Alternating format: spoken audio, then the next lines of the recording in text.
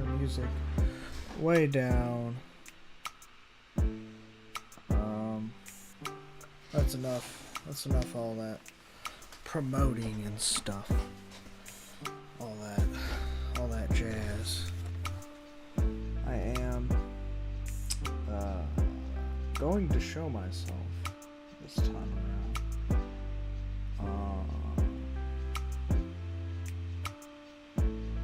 Gosh, I have so many sources in Streamlabs. Okay, I think I can be heard pretty loud and clear.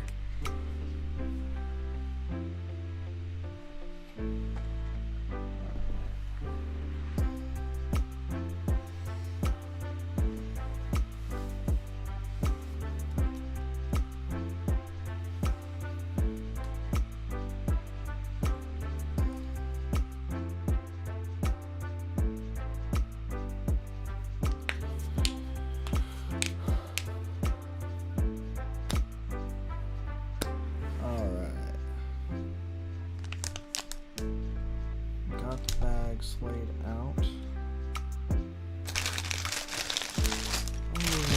I'm gonna set old Optimus over here. Oh, it kind of sucks. You can't see him really. Maybe I should turn my webcam off.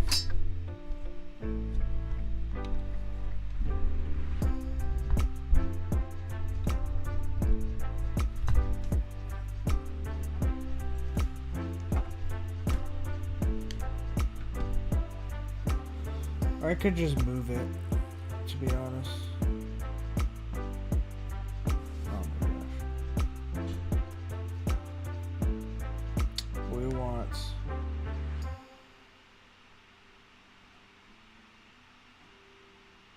webcam. Okay, the webcam group is locked, so that probably didn't help. I'll cover the Logitech symbol. There we go. Because we don't want to promote that.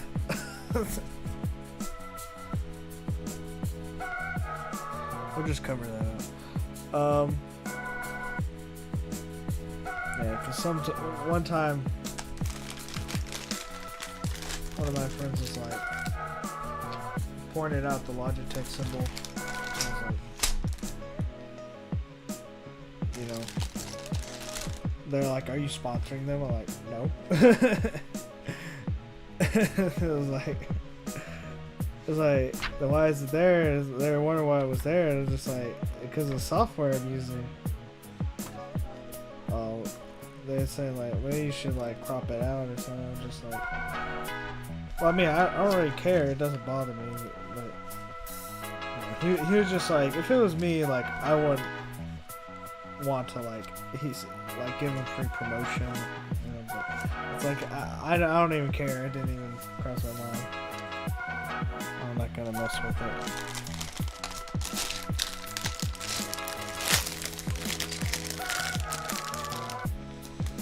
I just got 3 bags left, so it shouldn't be more than like an hour or 2 stream, to be honest. But we'll see.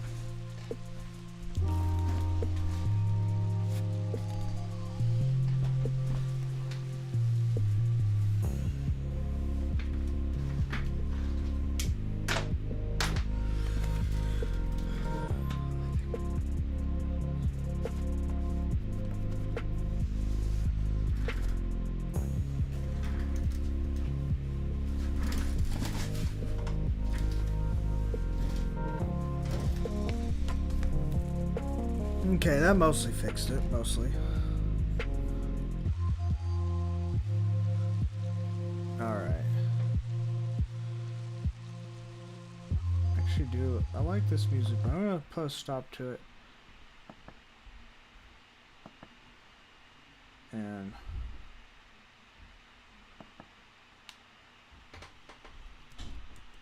and I listened to this video about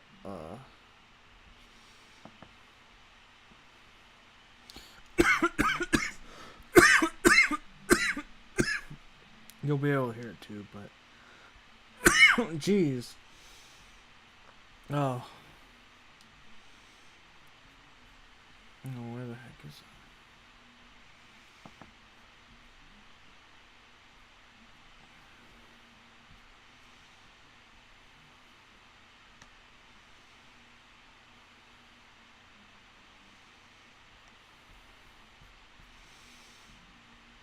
Oh, I need to switch to my other account.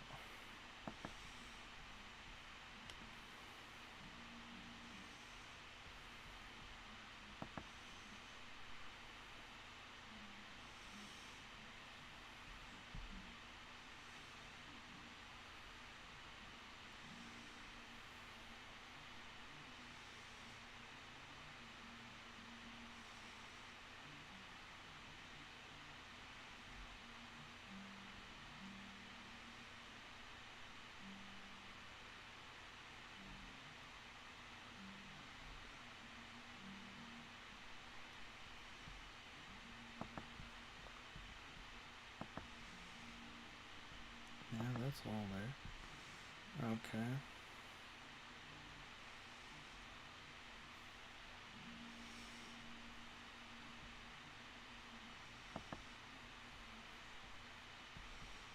The 35 terrifying monsters from Cabin in the Woods. I'm going to be listening to that.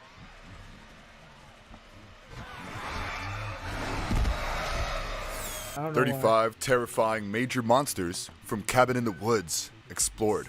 If you haven't watched the 2011 horror mystery, The Cabin in the Woods, put your Netflix watch list on the back burner for an hour and 30 minutes and watch it right now. Directed by Drew Goddard and written by Goddard along with Joss Whedon, The Cabin in the Woods is almost like a crossover of every horror movie ever, playing on stereotypical horror tropes and highlighting it with more stereotypes and typical horror creatures.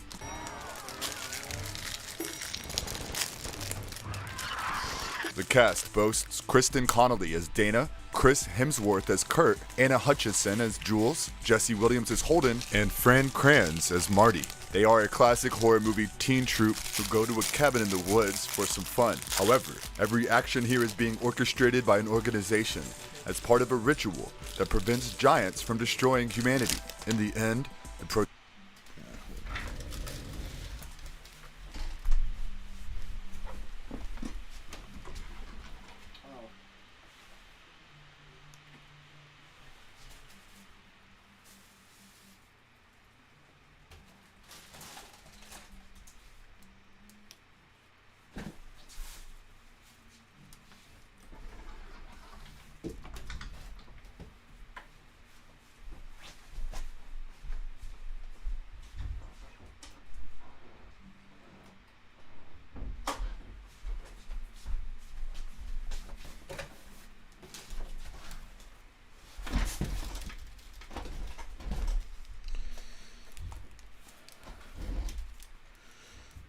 Sorry about that. I got the box here, and right now I'm stuffing the plastic stuff in there. protagonists find the truth behind their misfortunes as the movie ends on a grim note with the Ancient Ones taking over. The movie is heavily influenced by The Evil Dead, which can be seen time and again with the premise and many of its creatures. Apart from that, the movie draws heavy influences from plenty of other sources of fantasy and horror. They can mostly be spotted during the famous bloodbath scene of the System Purge, where every monster is unleashed. In this video, we will break down the movie, show you what stereotypes have been characterized, how everything has been orchestrated, and some of the most iconic creatures shown in the movie. Before we go into our explanation, we have a very small request. If you like our content, please support us by subscribing to our channel. This is a small click for you, but for us, it means a lot. Thank you. Let's begin. You got enough to get you there. Getting back.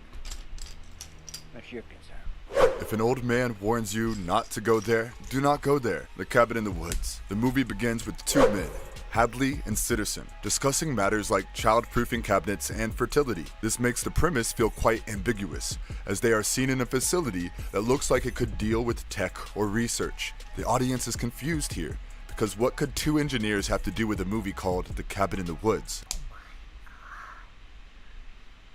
I want a reality TV show. Wendy Lin joins in on the conversation and talks about Stockholm going south, leaving only Japan and the USA in the game. Betting pools are mentioned and the matter feels like it is something important, but the situation is under control. Suddenly, the logo of the movie pops up with a scream, contrasting the more official industrial vibe of the scene. This makes the audience aware of the fact that The Cabin in the Woods is probably not a typical slasher movie that you would see. Something bigger than simply getting attacked by supernatural killers is at play here. The movie introduces Dana, Jules, Kurt, Marty, and Holden, the lead cast. Dana comes off as an introverted, guarded girl, but turns out she has dated and slept with her professor. Kurt is a studious guy who is a sociology major.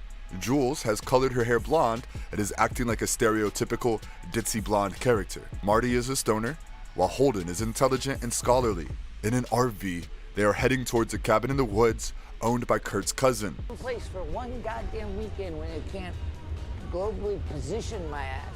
It plays on several popular horror tropes, the most obvious one being a bunch of youngsters going to a secluded area and staying in a cabin as seen in movies like Cabin Fever. They also come across a suspicious man on the way, which is another classic trope, probably seen in movies such as House of Wax and the Texas Chainsaw Massacre series.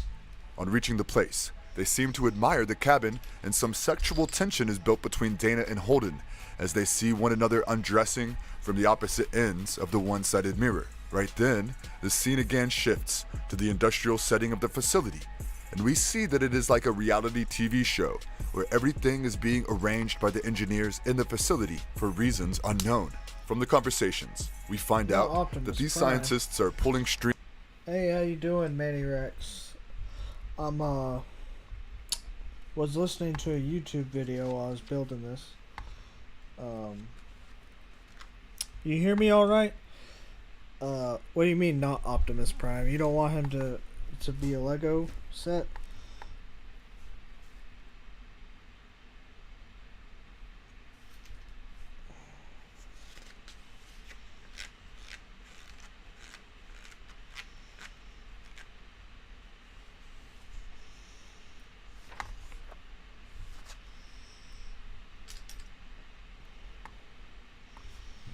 Let's see. Okay.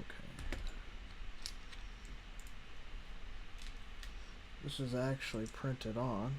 It's not sticker.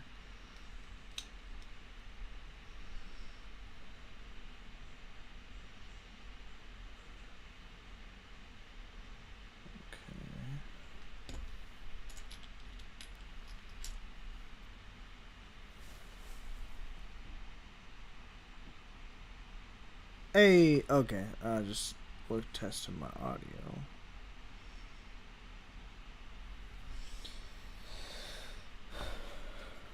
I will resume the video if it bothers you.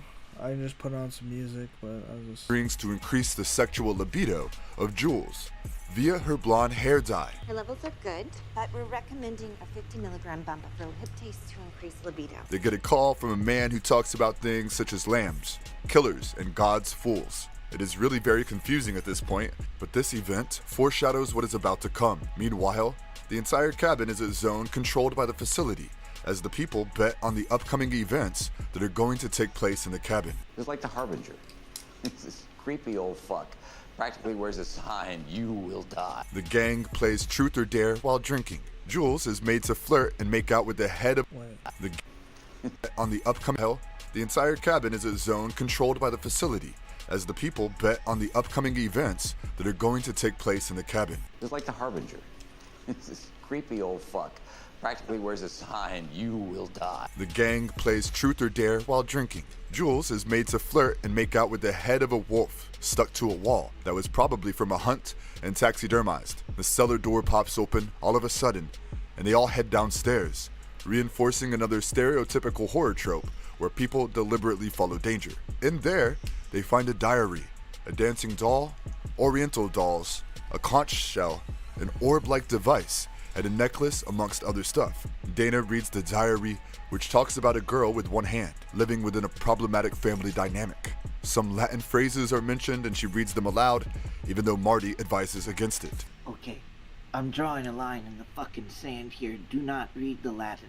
Cut to the fake forest, and we see something emerging from the ground. Back at the facility, some people are disappointed that the zombies came to life instead of the other creatures they had bet on. The computer screens show something similar taking place in other countries, such as Kyoto in Japan. Rangoon in Myanmar and Berlin in Germany are shown with the notification of fail popping on the screen. The cast is once again in the living room, having fun. Jules is portrayed as a very sexual woman as she flirts with the other men in the room. Weirdly, her boyfriend Kurt is quite cool with her behaving in a promiscuous way. The two of them go outside the house together to let off some steam caused by their artificially increased libido. Marty the stoner finds it awkward that a guy who is into academics is suddenly acting like a typical high school jock portrayed in movies, with his Letterman jacket and excessive beer drinking, while someone like Jules is acting slutty. Interestingly enough, after working on this movie, co-writer Joss Whedon ended up choosing Chris Hemsworth as Thor. Holden is seen putting on glasses that's crazy. and reading Latin, while we find out That's crazy. Chris Hemsworth's role in Cabin in the Woods is what got him his role in as Thor. Dad, apparently what happened to your door right here? The ink, that's from when Romy spilled ink on himself and then Oh my gosh. he got it, but it didn't come off with water, I'm pretty sure. Oh, Pip is in your room. Alright. Hey, you don't need in here, look. Yeah, Patches is on the bed. She's happy.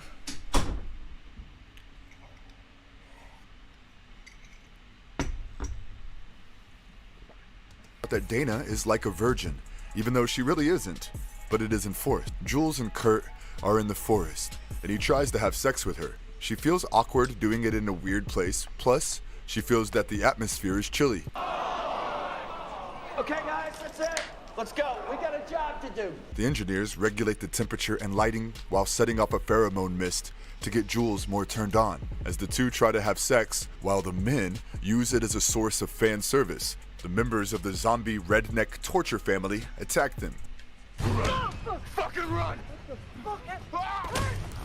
In the end, Jules is killed and Kurt comes running back to the cabin, bloodied. He alerts everyone. One of the zombies shows them Jules' severed head. With more weird chemicals being let into the room, everyone's rationality is affected except Marty's, probably due to the weed. As the zombies attack, they're all locked individually in their rooms. Marty runs into the electrical wirings and realizes that they are in a reality TV-like situation when another zombie presumably gets to him.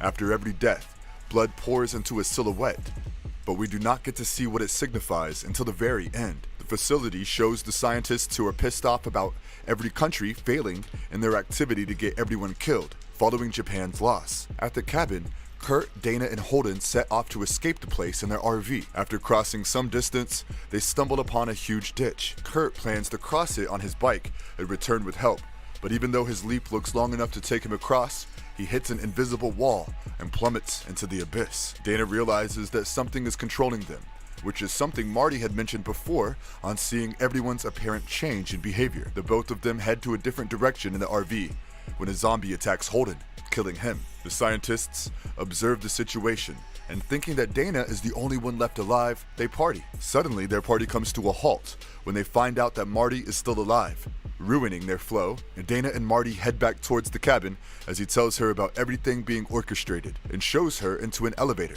They go downstairs and see a creature holding the orb from the cellar. As the camera pans out, we see several other creatures such as the Blob, a giant lady, werewolves, zombies, mermen, unicorns, dolls, witches, and several others. Turns out that no matter what happens, Dana cannot die before Marty.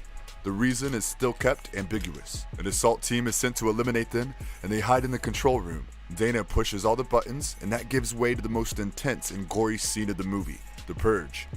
The cage is open, and all the deadly creatures attack the teen, ripping them into shreds. There's a huge basilisk-like snake, winged creatures, unicorns, clowns, mutants, reptiles, hell lords from Hellraiser, Kevin from Sin City, you name it. The place turns into a bloodbath, and we also get to see Patience, the girl who wrote in the diary that Dana read out loud. The creatures break into the control room, and Hadley is eaten by a merman. In the end, Dana and Marty enter a room downstairs that looks like a place for occult-like rituals.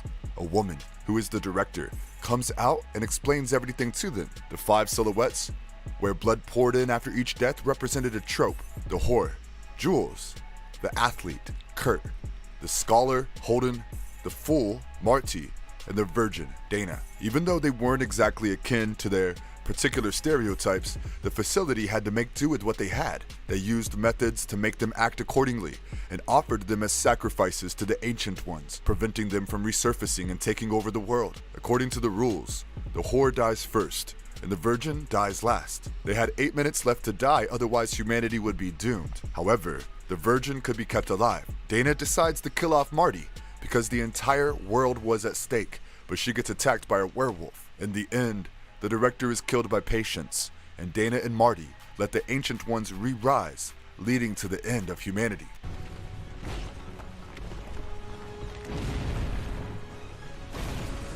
Horror movies are often plagued with stereotypes such as the ones we already mentioned, and The Cabin in the Woods plays on those tropes, reinforcing them, as it is all part of something way bigger. With monotony taking over the horror genre, writers Drew Goddard and Joss Whedon tried to bring something fresh to the game, to help horror rise back from their plummeting reputation in the film industry. They wrote the script after locking themselves in a room for 3 days, giving rise to the first draft. It is also home to a wide range of pop culture references with its doll-like creatures. There's a factoid here. The original toy's hands had to be detached and could be stored in his chest in vehicle mode. In this Lego model, the hands are designed to fold into the wheel wells instead of detaching. Oh, okay, that's interesting. I didn't think any Transformer toys ever had like detachable parts that weren't accessories, that is.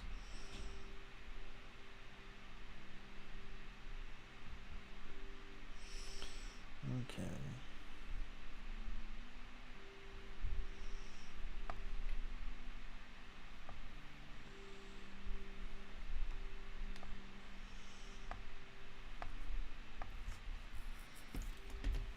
Let's see, let me check if I missed any other factoids. I'm calling them factoids anyway.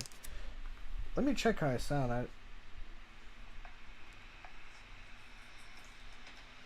see, let me check if I missed any other factoids. Okay, I sound fine on my stream.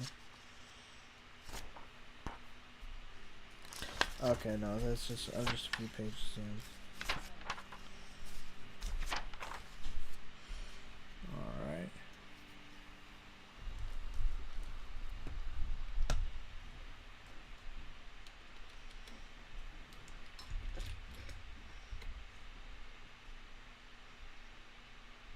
Oh.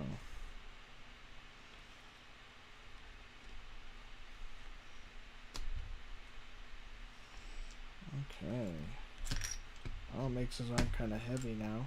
If he's laying on his back. Okay.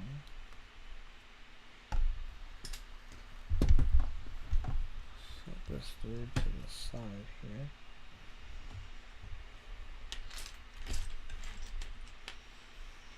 We're working on the other arm now. I will resume the video I was listening to about Cabin in the Woods. Clowns, werewolves, and other beings. It wouldn't have been particularly amazing if we got to see the creatures from well-established horror movies such as Pennywise from It, Leatherface from Texas Chainsaw Massacre, Freddy Krueger from The Nightmare in the Elm Street, Jack Torrance from The Shining, the Pale Man from The Pan's Labyrinth, and so on. But that would probably require a heavy dose of legalities, so similar creatures were used to give the audience a similar taste.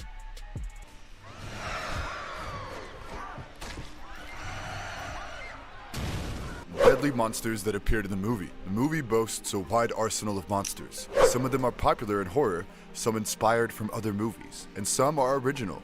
They have been provided to the facility by the Ancient Ones to help conduct the sacrificial rituals accordingly, after being summoned. And for each monster, there was an item that can summon it. In fact, the creators shaped over 60 artifacts for the cellar scene, even though not all of them were seen, shown, or visible. They are mainly seen during the Cube prison scene and the System Purge scene. Here are some of our picks for the video.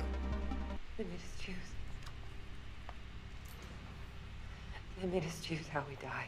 Fornicus, Lord of Bondage and Pain. He is referred to as the Hell Lord, as listed on the facility whiteboard. Sitterson had bet on his release, which unfortunately does not happen until the very end. Played by Greg Zack, this Hell Lord has pale skin with blades on his head.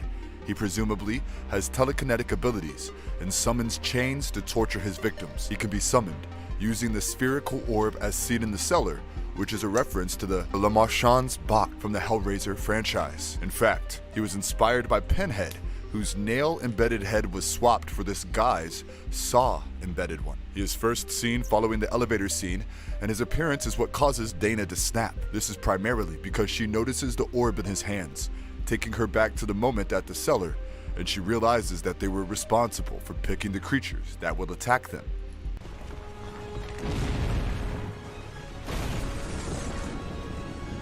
The Ancient Ones. These are the main big bad guys of the show, with special emphasis on the big. They have existed long before mankind and rest under the earth. With blood from ritual sacrifices, they can be kept dormant for a year, but the failure of the ritual will result in their awakening, followed by humanity's destruction. This is precisely what happens after all the countries fail to give their offerings this term. Turns out, the ritual has been performed every year since the dawn of humanity. A long time ago, a girl would be thrown into a volcano, but the Ancient Ones began to demand more complex rituals with time for their entertainment, resulting in multiple victims, long orchestrated scenarios, and autonomy of the potential victims to spice things up. The monsters are manifestations of these evil gods. As punishment for being young, they dwell deep within the earth and are ginormous. They could have been inspired by the Titans from Greek mythology, who existed before punishment for being young. They dwell deep within the earth and are ginormous. They could have been inspired by the Titans from Greek mythology, who existed before the Greek gods. More directly, they pay homage to the author H.P. Lovecraft's works on the Cthulhu mythos.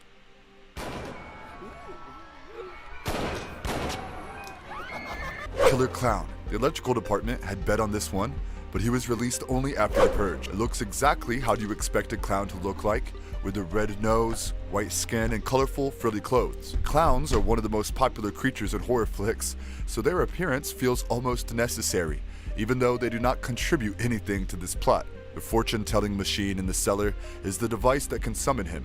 However, they are almost never summoned, probably because it's much more complicated to summon one compared to reading a diary or blowing a conch. He doesn't have any special powers, and instead, reading a diary never summoned in the cellar is the device that can summon him. However, they are almost never summoned, probably because it's much more complicated to summon one compared to reading a diary or blowing a conch. He doesn't have any special powers, and instead, stabs his victims. In a scene, he is seen mocking Hadley. He is also bulletproof. Several clowns have dominated pop culture and collectively influenced the existence of this one. We can thank Pennywise from It, Joker from the DC Comics, Poltergeist's evil clown doll, Batman Returns, Penguin Minions, Killer Clowns from Outer Space, and the likes for the existence of this creature in the movie. The Doctors. These humanoid monsters are bet on by the accounting department from the facility. Not only were they quite obviously seen during the purge, but they also make several other appearances in the movie. They were present in the bottom right corner as the camera zoomed out during the scene where we get to see the monsters for the first time, following Dana meeting the Fornicus. We also see them when Dana and Marty hide in the elevator. The Doctors wear masks and matching caps, but they are stitched into their skin. Of course, they have a bloodied appearance with burnt skin. One of them looks like his or her eyes have melted off. Their way of killing was by using their crude tools on the victims. They probably experimented on them. They might have been summoned using some medical equipment but we don't get to see that. The characters were inspired by horror's evil doctor trope, with reference to the human centipede, Dr. Jekyll, and most notably, Frankenstein.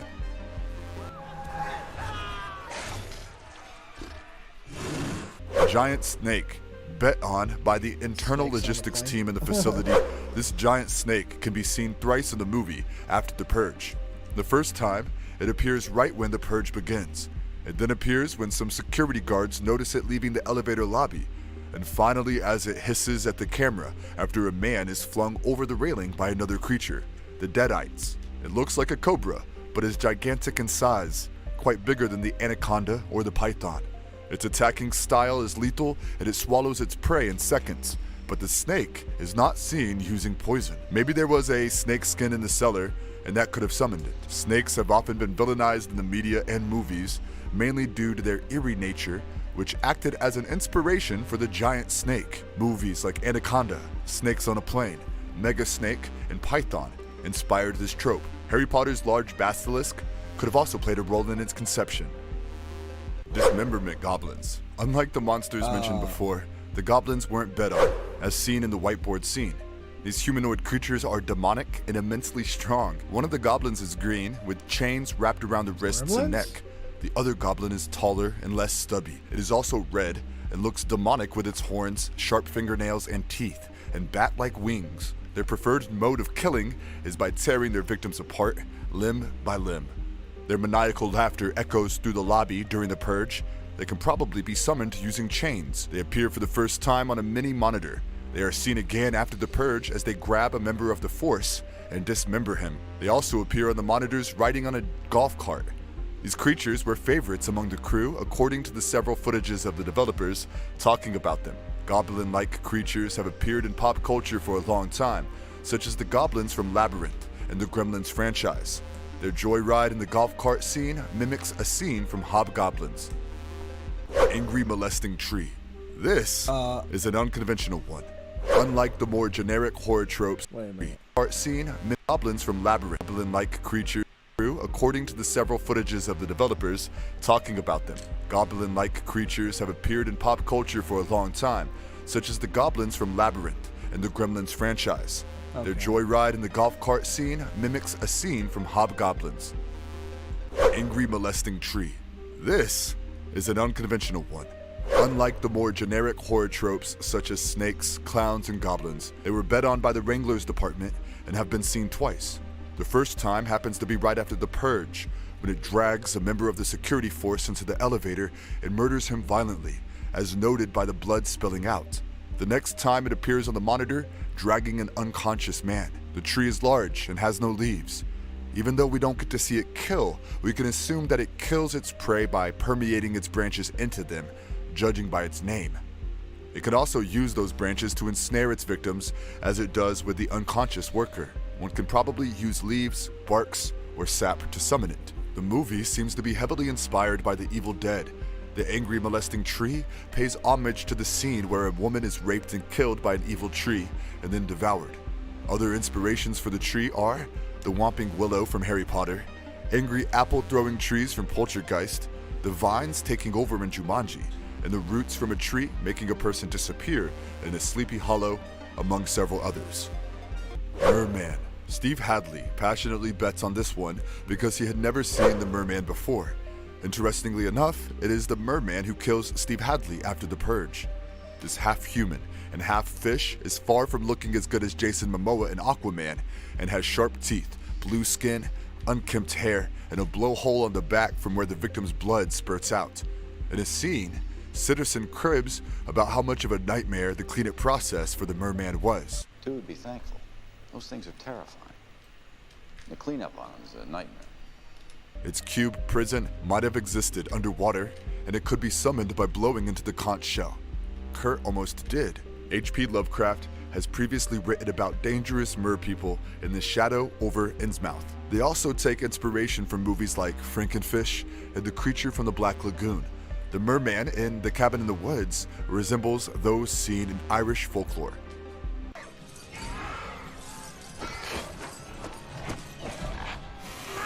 Dragon Bat. If Batman and Daenerys Targaryen had a love child, this would be it. No one from the facility bet on the Dragon Bat, and it flew around the lobby during the purge. It appears during the Cube prison scene in the first wave of the purge, when it pins down a security member and eats him while pursuing Dana and Marty. It also gets a whiff of Ronald, the intern's scent. As per its name, the creature is a hybrid between a dragon and a demonic bat. It is not nearly as small as a bat and not quite as large as a dragon. It is possibly one of the deadliest creatures, as noted by its high-speed screech and thirst for blood. It can probably be summoned with a bat tooth or something similar. Hybrid animal creatures have appeared in horror and fantasy movies for ages, such as Dino Croc and Sharktopus, and it directly influences the dragon bat. Chimeras from Greek mythology are creatures with a lion's head, a goat's body, and a dragon's tail. They are terrorizing and another huge source of inspiration for the dragon bat. Even though Toy Story isn't horror, we can draw parallels with Sid's horrifying hybrid creatures here as well. Wait, what creature? Toy terror creatures with a lion's head, a goat's body, and a dragon's Dragon bat. And had a love child. This would be it. No one from the facility bet on the Dragon Bat, and it flew around the lobby during the purge. It appears during the Cube prison scene in the first wave of the purge, when it pins down a security member and eats him while pursuing Dana and Marty. It also gets a whiff of Ronald, the intern's scent. As per its name, the creature is a hybrid between a dragon and a demonic bat. It is not nearly as small as a bat and not quite as large as a dragon. It is possibly one of the deadliest creatures, as noted by its high-speed screech and thirst for blood. It can probably be summoned with a bat tooth or something similar. Hybrid animal creatures have appeared in horror and fantasy movies for ages, such as Dino Croc and Sharktopus, and it directly influences the dragon bat. Chimeras from Greek mythology are creatures with a lion's head, a goat's body, and a dragon's tail. They are terrorizing and another huge source of inspiration for the dragon bat. Even though Toy Story isn't horror, we can draw parallels with Sid's horrifying hybrid creatures here as well.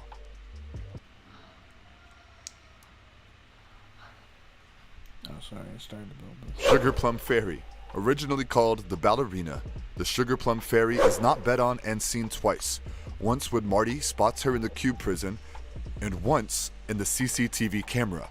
Phoebe Galvin portrayed her. She looks like a ballet dancer in her preteens, but has the mouth of a lamprey with sharp teeth throughout her face, instead of eyes or a nose. Holden almost summons her while toying with a music box with a porcelain ballerina on it. She would have appeared if he let the song come to an end.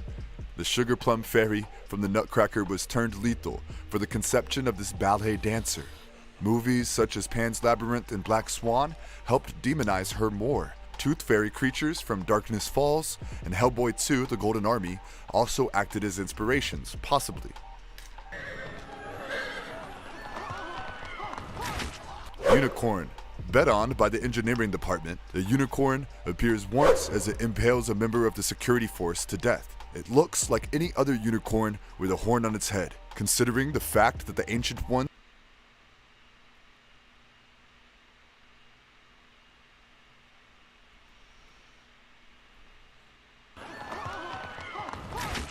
Unicorn.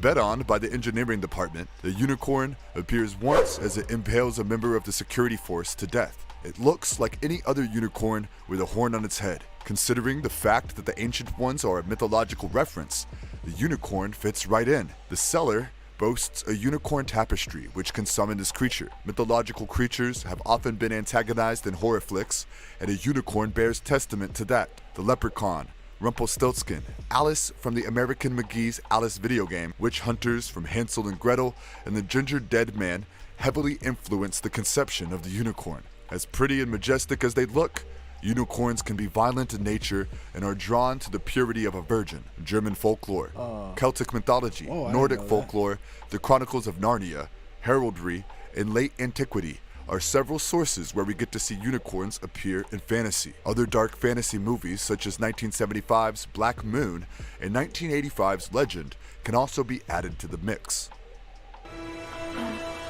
We have a winner.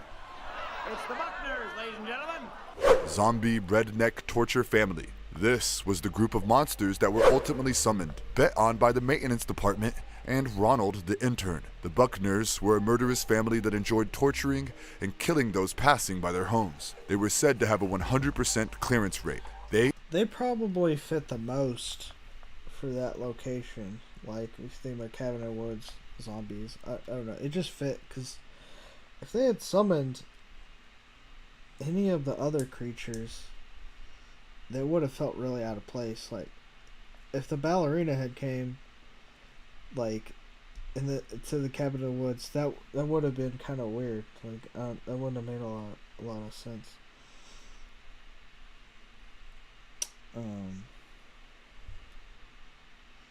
Because it's like, why? Like, well, what does this location have to do with the ballerina, you know?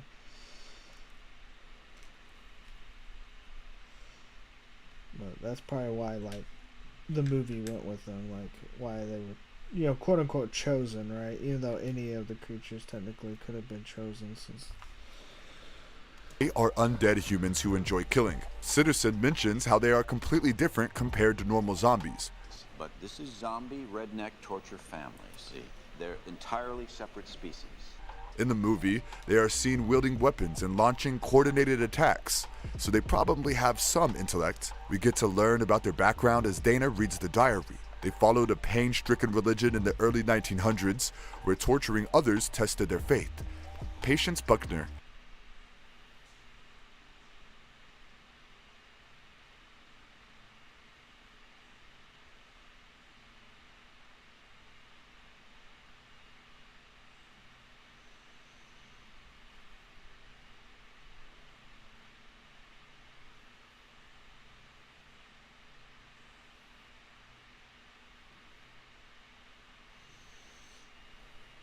had her arm severed. They were summoned by Dana and killed Holden, Jules, and the director. Zombies have been a fan favorite in horror for a long time, but the Buckner family in particular is reminiscent of the Bloody Benders, who are a family of serial killers. Cannibalistic Sawyer family from Texas Chainsaw Massacre can also be a possible influence. Summonings in Latin is another direct reference to the Evil Dead.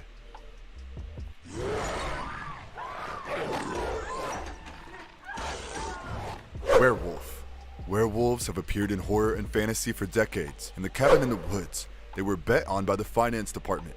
They appear during the Cube prison scene, the Purge, and in the ritual scene as it attacks Dana from the back. Werewolves are humans who turn into violent humanoid wolves on the night of a full moon. They are feral and attack anyone that comes their way. When they transform back into a human on the next day, they retain little to no memory about the events of the previous night. Their summoning item is not directly mentioned, even though it could be a silver bullet or fur. Werewolves have appeared in two overwhelmingly popular fantasy franchises, the Twilight Saga and the Harry Potter series, as seen with the Jacob Black's family and the likes of Remus Lupin and Fenrir Greyback, respectively. They have also been seen in Tolkien's writings, Narnia, the Goosebumps series, mythologies and folktales from all over the Western world. Dolls. These monsters were bet on by the kitchen staff and are seen several times throughout the movie. These mythologies and folktales from Tolkien's writings, Narnia, the Goosebumps series, mythologies and folktales from all over the Western world.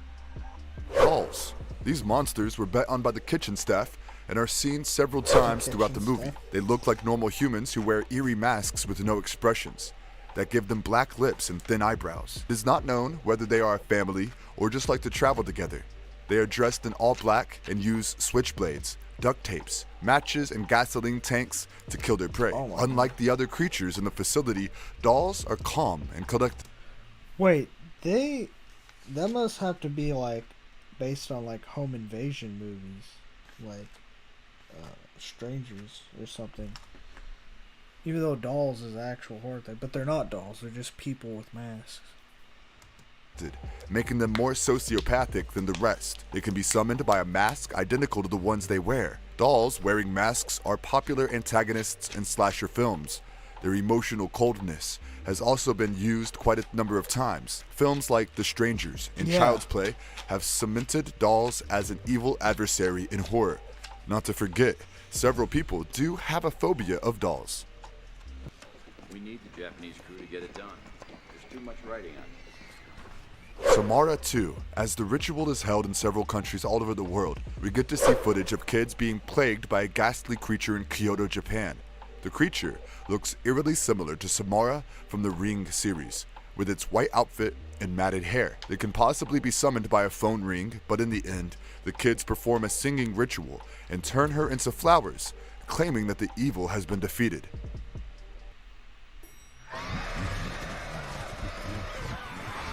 Death Robot. Also known as the Killer Robot, this mecha scorpion has pneumatic legs and arms resembling that of a spider. It shoots grappling hooks and is one of the deadliest monsters of the facility. The buzz saw from the cellar could be its object of summoning. The robot is seen during the Purge, killing the guards from the security force. Movies like RoboCop and The Terminator must have inspired it. I mean... yeah, why not? Kraken. This mythological... Okay, I'm gonna pause this. I need focus to find this piece. I need to find a piece. I may have used it by accident somewhere here.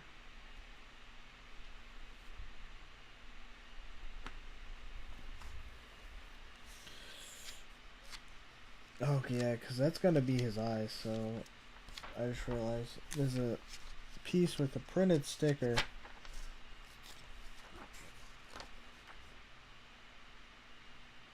Okay. Yeah, I may have messed up. Let me see. I have to do a little disassembling here, unfortunately.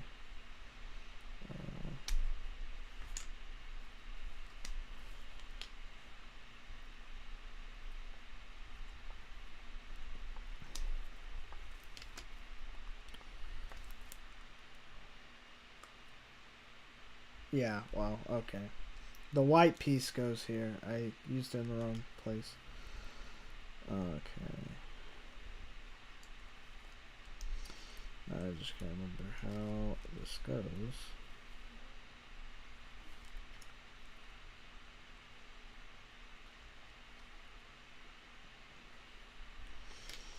That's not the right way.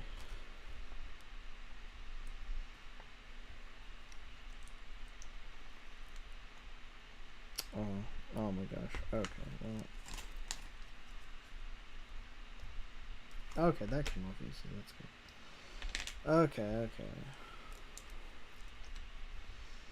So.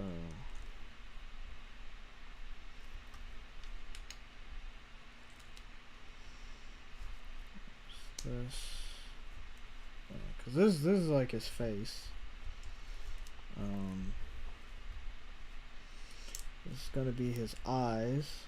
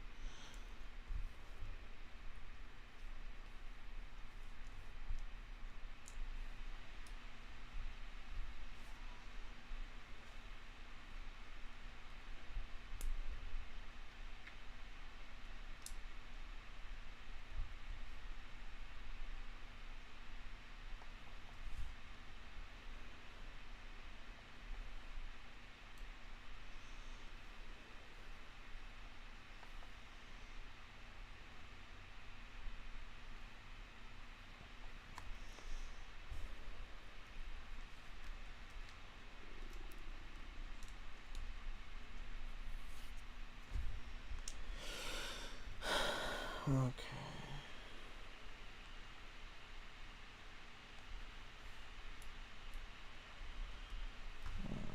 Got this.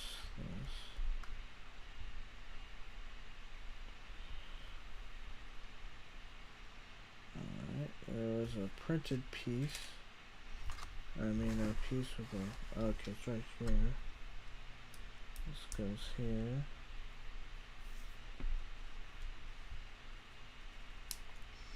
It's got little ears here. They're not really ears, but that's what they're. Now that I see them, how they function, that's what it makes me think of. I'm trying to fit it in all the way.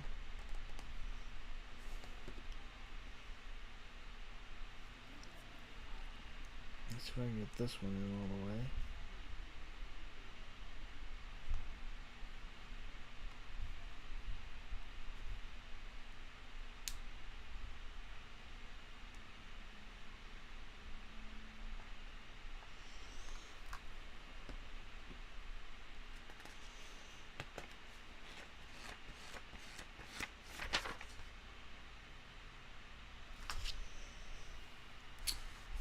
Okay, there's a little factoid here. I don't think I forgot anything from his head, but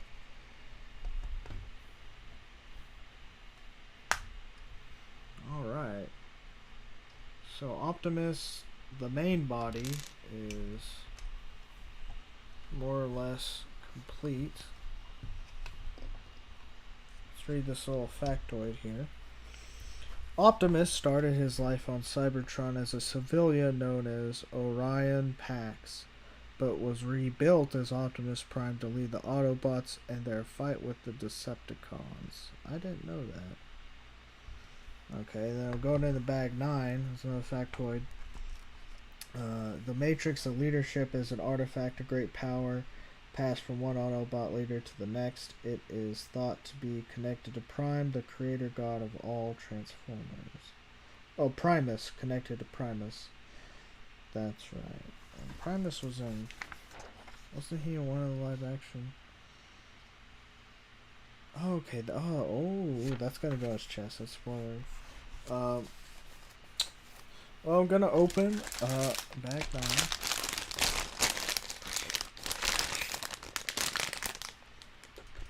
It's raining outside again. I'm gonna bump up the brightness.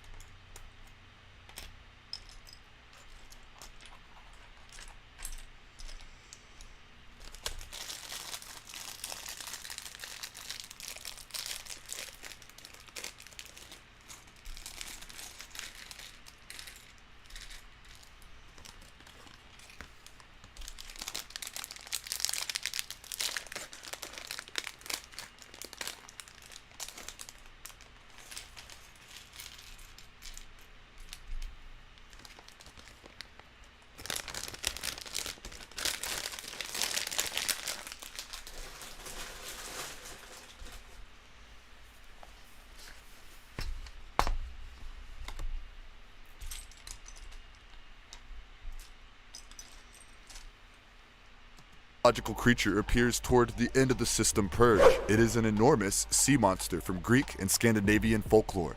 It has multiple limbs. It attacks ships from Greek. Creature appears toward the end of the system purge. It is an enormous sea monster from Greek and Scandinavian folklore. It has multiple limbs. It attacks ships and sailors. Despite being a sea creature, it is seen moving at high speed on the ground. Some mythological what's going on? Object that summons the Kraken.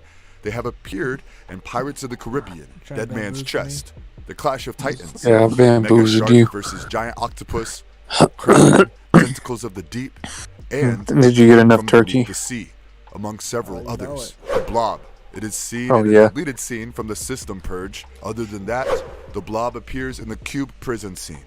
It is big, shapeless, and slimy. Dang, that's a big one. And lumps pulsating and can possibly be a Yeah. failed scientific experiment or something of an alien So descent. big. It is inspired from the movie Oh, no. The Blob.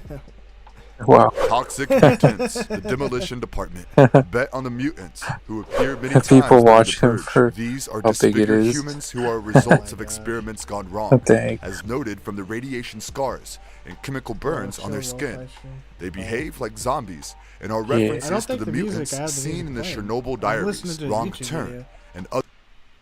Oh yeah. No, I was just saying because it just like seems chill. It is chill. Dang. I put chill in title, so it's good. It should be. Yeah. Yeah.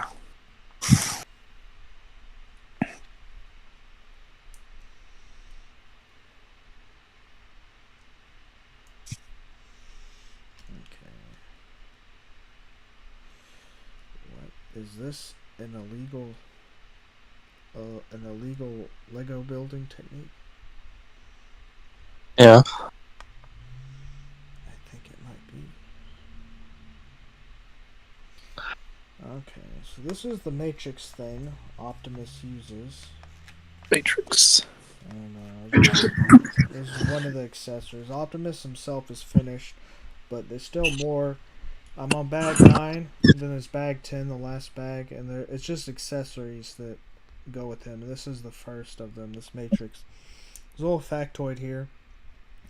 The Matrix of leadership bestows upon its holders increased power, which can be used to perform miraculous feats of creation and destruction. And so, I believe he can hold this. Okay, there's not really a. I don't know if he can actually hold this. Over here. But anyway, What? it goes in his chest here. It just kind of sits in it. Oh, okay. Oh, it doesn't even snap. It just. Okay, that's pretty cool. Now I'm on to the next accessory. What monster is this? We'll use something that snaps. Toxic mutants. I'm surprised they didn't liken the blob to the thing. Yeah. Alien descent. The Demolition Department. Bet on the mutants, who appear many times during the I guess purge. that would be These are like- disfigured humans who are results of experiments. From like The Hills Have Eyes or the Wrong Turn movies. But I don't know, it might not. Experiments gone wrong, as noted from the radiation Is scars that the right and reference chemical are you trying to burns say? on their skin. Yeah. They behave like zombies and are I have references no to the idea. mutants I've never seen seen those in the movies. Chernobyl Diaries, Wrong Turn, and other I'm creatures just infected here by for the ride. The Snowman.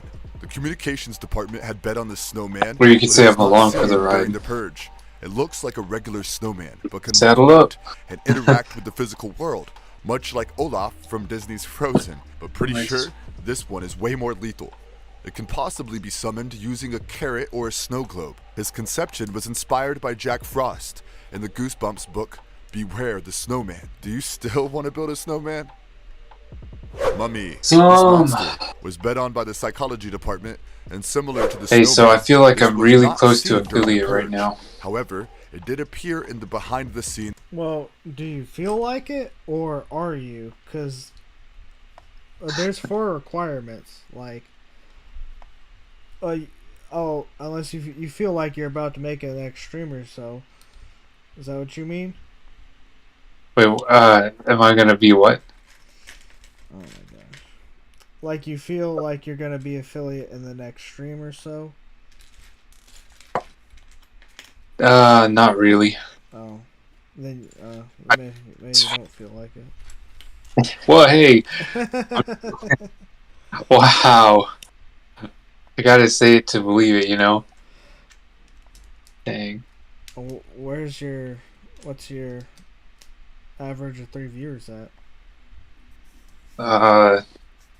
Like around 2. Okay, that's good. That's all you need, right? Well, wow. Okay, this is literally just a cube. It's an Energon cube. An Energon cube is a safe and convenient way of storing and transporting Energon The most prominent food used by Transformers. True, true. You don't even know.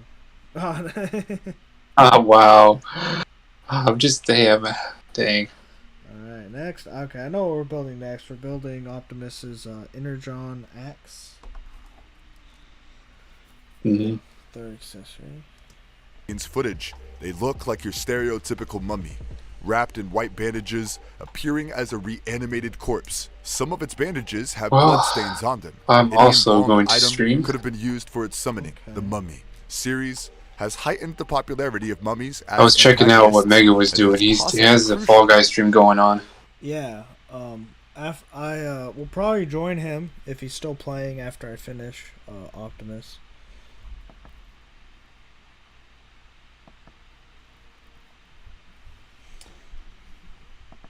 But the conception. I'm gonna go ahead and just resume the music. We can talk here. Yeah, me too. I have it downloaded on my Swatch. I'll probably be playing it on my Swatch. You know, for the I don't know what a swatch is. Hey, for a Swatch, it's the Switch. Do I need to make an account or be good at this?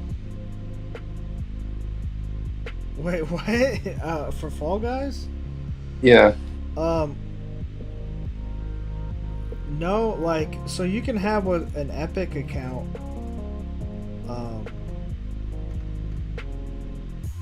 I mean, it won't make you good or not, but that's what That makes me sick.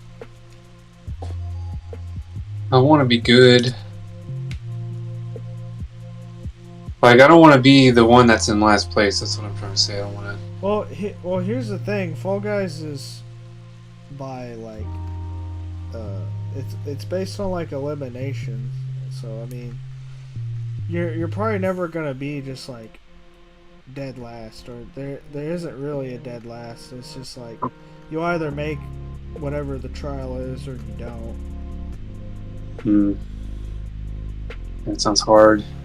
Well, I mean, it's not. It's pretty simple and fun game. It's just competitive is the thing. Oh, okay. And some maps are harder than others because it's kind of random what map you play. Yo, map.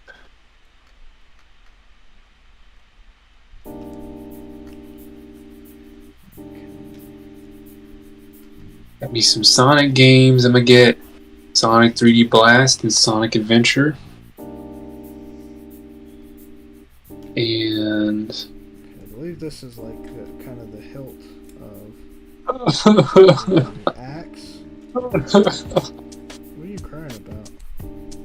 I don't have enough money right now to buy the games I want. Ooh. So you should make a wish list. True, very true. Have my viewers do the peddling for.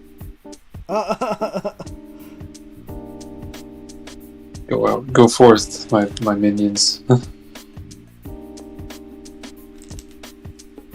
Hey, also, like, does that Edgar guy, is he in your Discord or does he ever watch? Because you streamed with him a couple times. Since I've made my Discord, I sent him an invite. I don't think he's joined. I don't think he gets on Discord all that often. Dang, boo, he's behind the times. Yeah. He's probably still on Slack or something like that. I don't know what Slack is. Exactly. That's a good one. I don't know what Slack is. Agree. Well, yeah, it's like, you know, so old that no one uses it. Or knows about it. It was Discord before Discord. Yeah. Pretty much.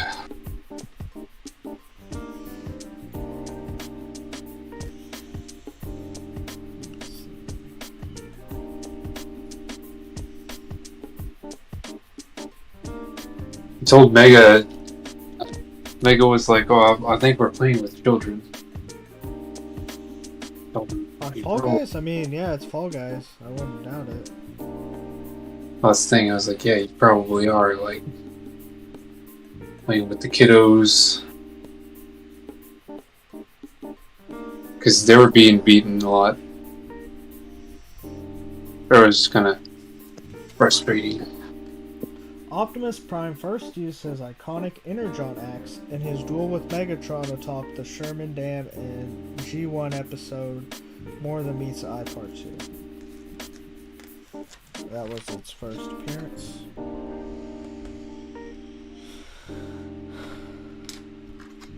Do you think they should lift the law for cartoons to market toys again? I didn't know they had a law like that. Because I thought they do it anyway, right? Well, no, there are toys based on TV shows, but it's like, there is a law though. There's like stipulations around it. Oh, okay. Yeah, I had no idea, because I always see like... Because like in the 80s, there were shows that were made to sell toys. Is the thing. Oh, okay. And they got, kind of crazy with it. And Transformers is among them. That's what was making me think. Because Transformers was a show made to sell toys. So. Well, that makes sense. Optimus Prime only used his Energon axe once in the original cartoon, but in other media he frequently uses it when dueling Megatron. Okay. He was a one and done thing in the original show. Yo.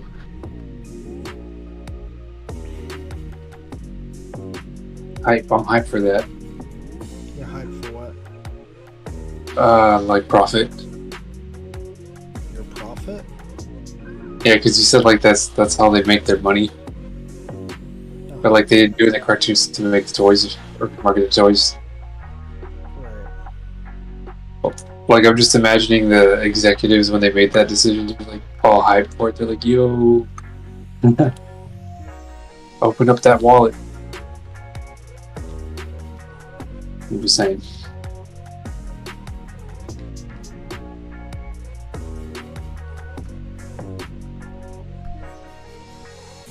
But no, I did not know that that they had cartoons like that.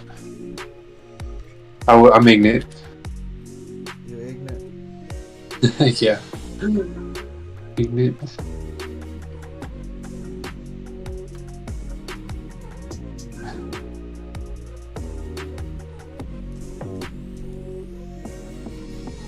Also, I should probably introduce myself to the stream. Hey, what's up, everyone? Welcome to my stream. I'll be playing some Sonic. Go ahead and hit that follow button if you like what you see. Okay, so his axe can attach to his arm, but you have to take off his hand. Okay, I'm just gonna set it aside for right now. I can put it on later. The next is for the big gun. Yeah. Mm-hmm. We like guns. Yeah, big guns. We like also banning guns too. No, we don't like that. I'm just kidding. We don't like that at all. I was joking. I just wanted to see what you would say. Time to kick Sergio from the Discord. Dang. Wow. I'm not conservative enough. I mean, guns are great. We need more of them. Oh yeah. Yeah. Man, you don't even own a gun. Dang. It's true, very true. But they seem fun. They seem fun.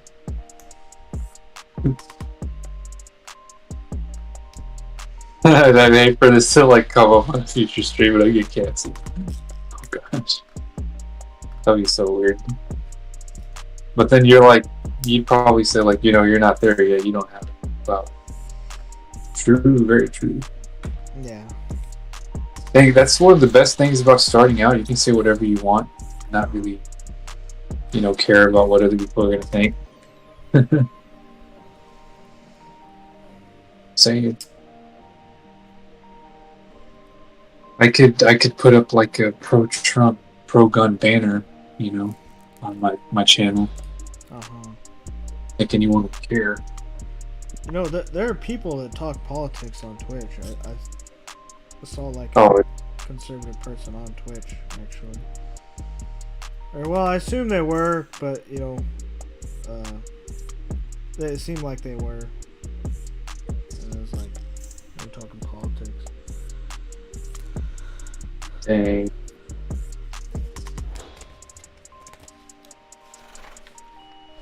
Yeah, me too. I actually was on this guy's stream. He was like a drawer. He was drawing like cartoons. He seemed kind of like that, which was cool. So I didn't know a lot of people like that, because when I go search for channels, most of them have like really strict chat rules. And I get this real like liberal vibe from them. Like if you say anything, they'll just ban you from the channel. It's not very welcoming. I don't know, at least to me. Maybe I was perceiving it like that. I don't know. Well, you know what I mean? Like, they'll have, like, the rules that'll say, like, no hate speech, like, no transphobia and stuff like that. Yeah. And that's what I'm like, oh. I know what you're talking about. Yeah, like, just for example, like that. But it's like, no, like, you can't talk about stuff, you know?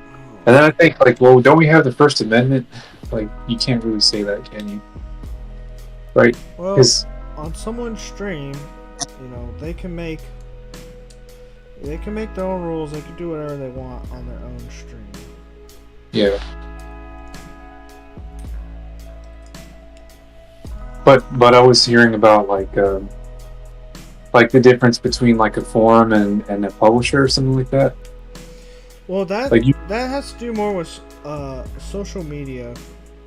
The difference between a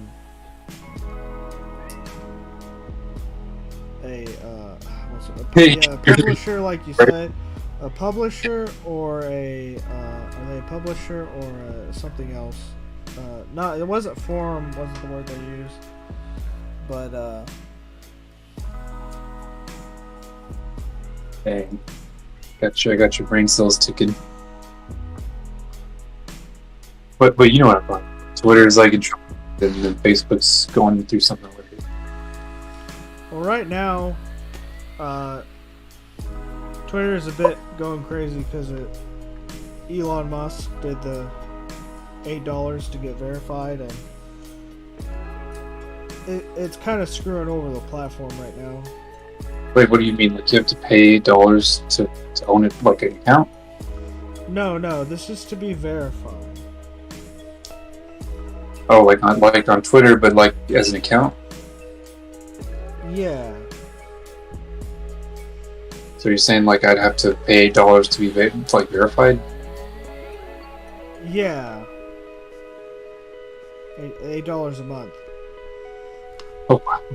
But that's not the paying for a service such as this isn't the issue. The issue is that anyone can be verified, and there's people paying to verify their accounts and then changing the name to imitate other brands or celebrities, which defeats the purpose of being verified, because being verified means this person is who they say they are on social media, but now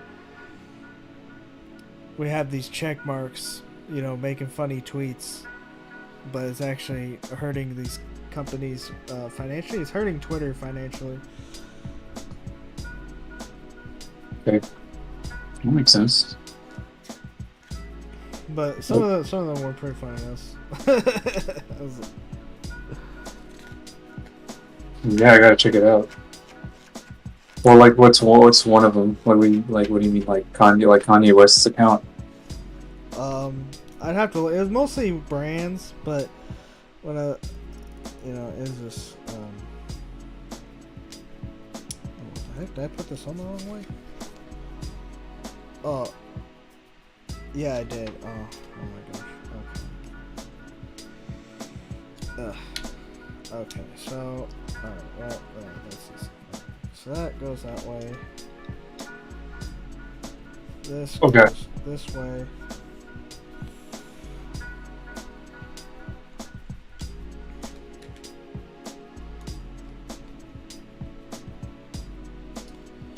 So I've been also been like attracting a lot of Sonic fans on my channel, and they're really aggressive. What do you mean aggressive? Just because they're asking you questions? Yeah, pretty much. Really. They're just trying to have conversation. They're aggressive. Well, wow. I mean, like maybe intense and passionate is the word. Yeah, they're intense and passionate. Maybe Serge, maybe you're just like a fake Sonic fan. I don't know. I can't believe it. Because my whole life's been a lie. That'd be funny if like they did, or they were in the chat and they said, "Oh, and then you call yourself a Sonic fan." Like, wow, get out of here. Yeah, I should do that one day on one of your streams. Okay. That'd be fun. Yeah.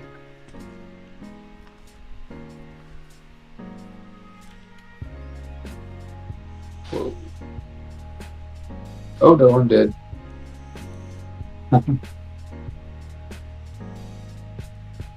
Okay.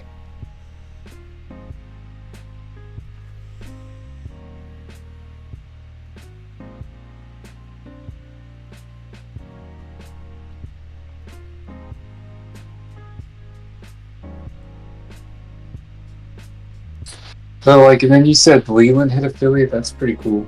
Yeah. But that was fast too, because I was thinking, wasn't he only doing it for like maybe 3 months?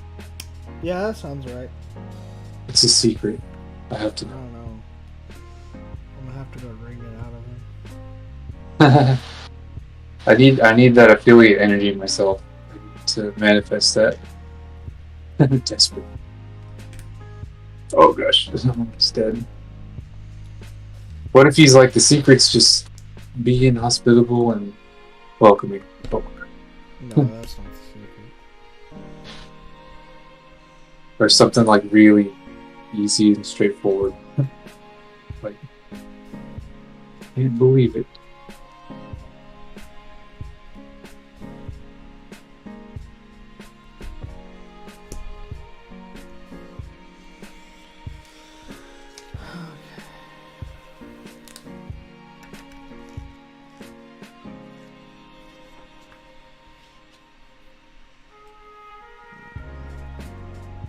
This thing goes on here.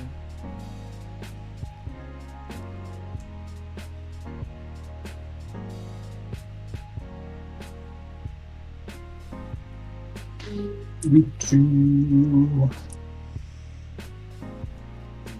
Times 3. Goes on top.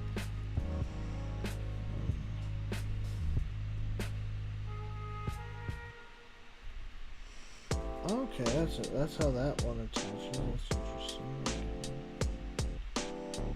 Just kind of attaches to his arm here. Welcome, Sonic fans, to the stream. Stop this. Yeah, we hate Sonic fans around here. Ain't that right, Serge?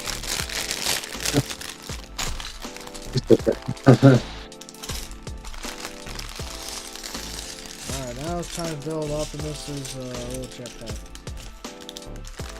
That's right, he has a jetpack. Did you know that? No, I didn't. Well, you do It's now. big. Do you watch the show? I never thought you watched the show. I don't. I mean, I remember watching some Transformers anime or whatever on Cartoon Network, but it was not the original show though, because there's a few different Transformers shows, and then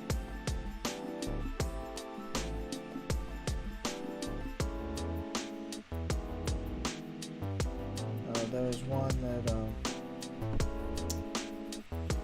that I didn't really care for all that much. It was really cartoony looking. I'm just like,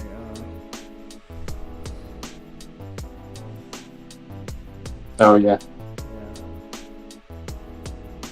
Yeah, I'm just seeing.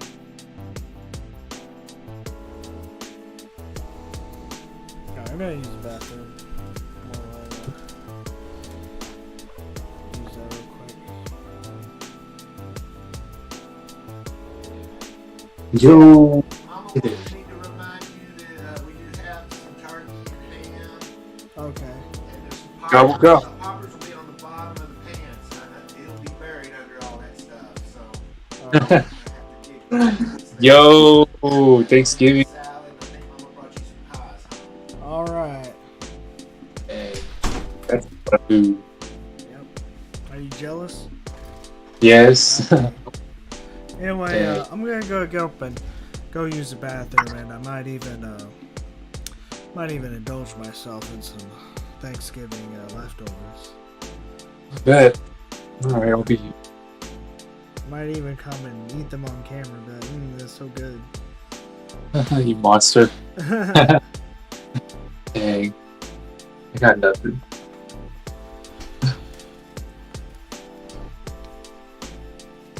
Alright, what up, chat? Welcome to the Sonic stream. If you're new or watching the VOD, welcome in. Go ahead and hit that follow button if you like what you see. And stay tuned for more. I'm just taking a little break. Figuring out what I want to play next. Wow. I think I want to play... Do I want to play Radical Train? Or Kingdom Valley. Oh my gosh. What am I going to... My doggo is asleep.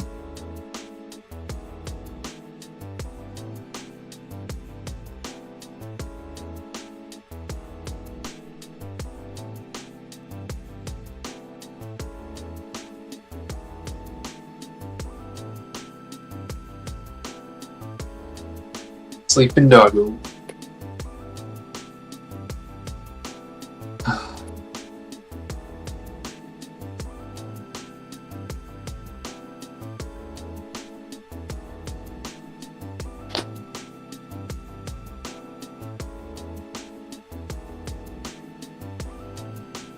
French.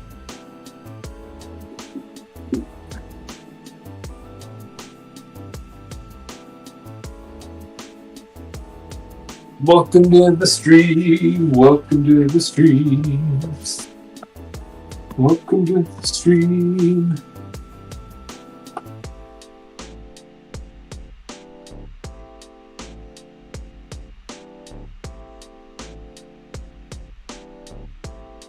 Welcome to the stream. Welcome to the stream. Welcome to the stream. Welcome to the stream.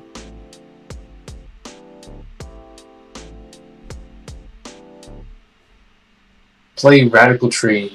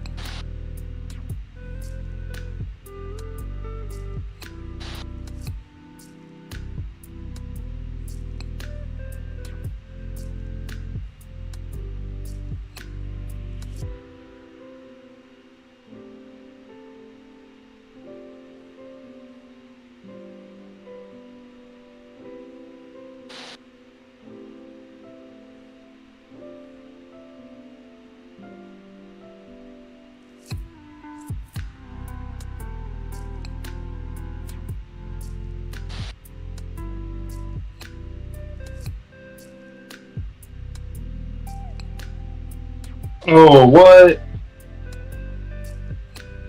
He fell down.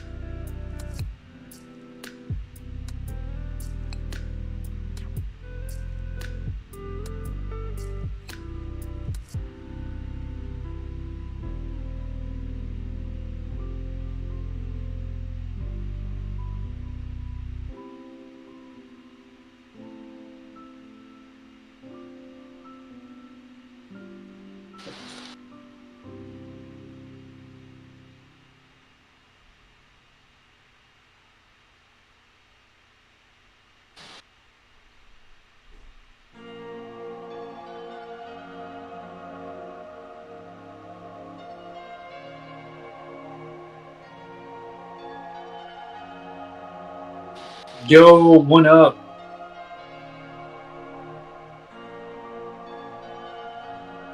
Is Elise on board?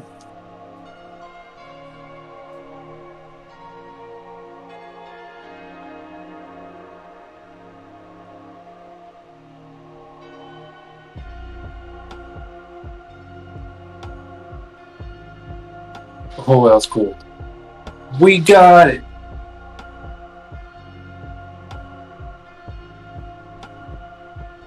For those of us living in Houston, Texas, it's raining really bad outside. Well, not bad, but it's raining. Thank you for following. You beautiful people, you. You know what? You tell them I'm streaming.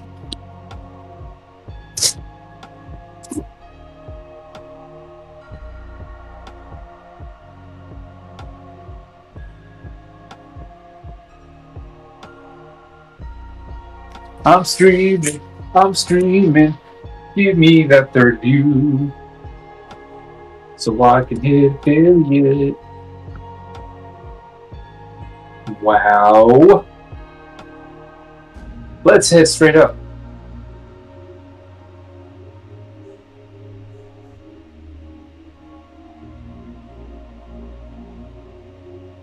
Let's run straight up.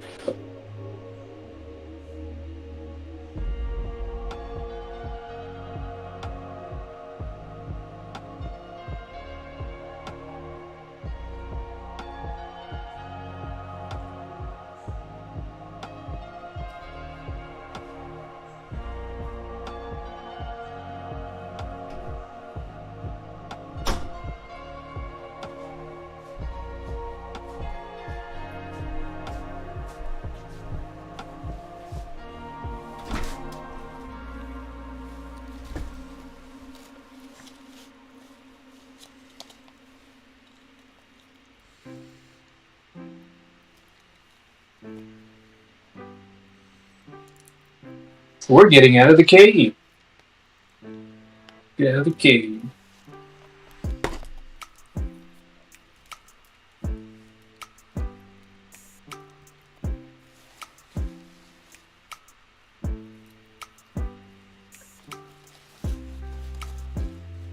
Okay, I'm back. Yo.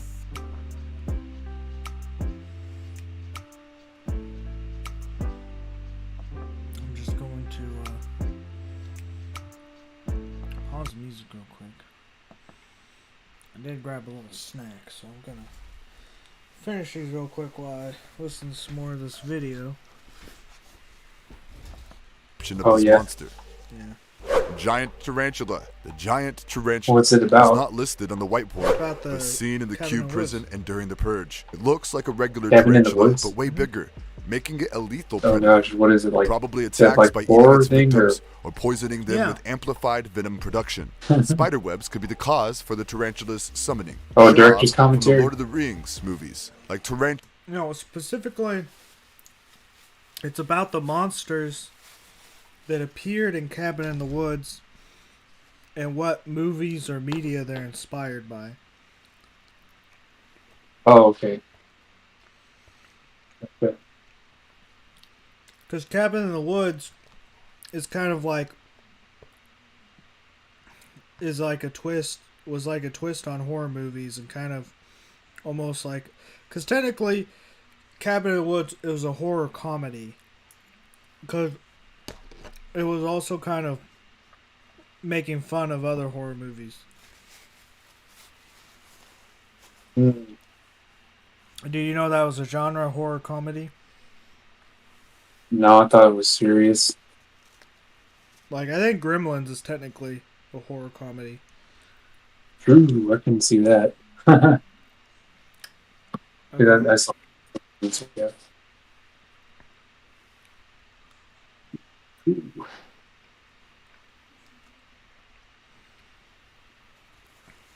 Oh, the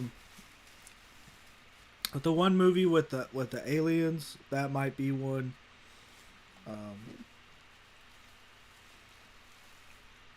Where the aliens are like, "Ack, or whatever. You know what I'm talking about? No. Oh, you're gonna make me Google it. You're gonna make me Google.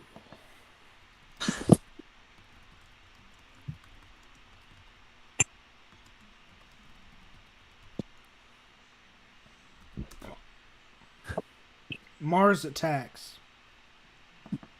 Oh, that sounds familiar.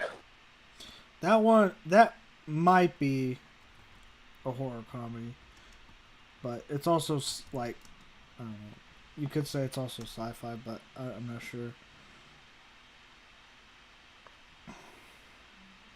It just says it's science fiction comedy, but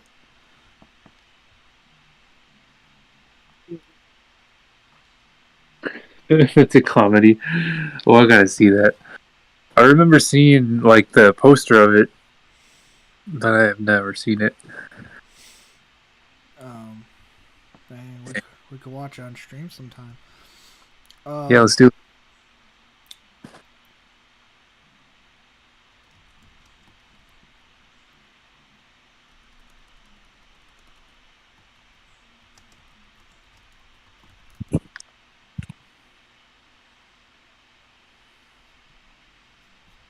Let's do it. I was gonna search horror comedy movies.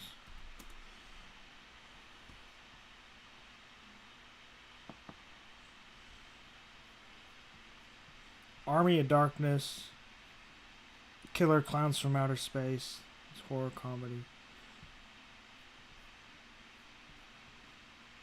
There are some other ones. Of course, Gremlins is there.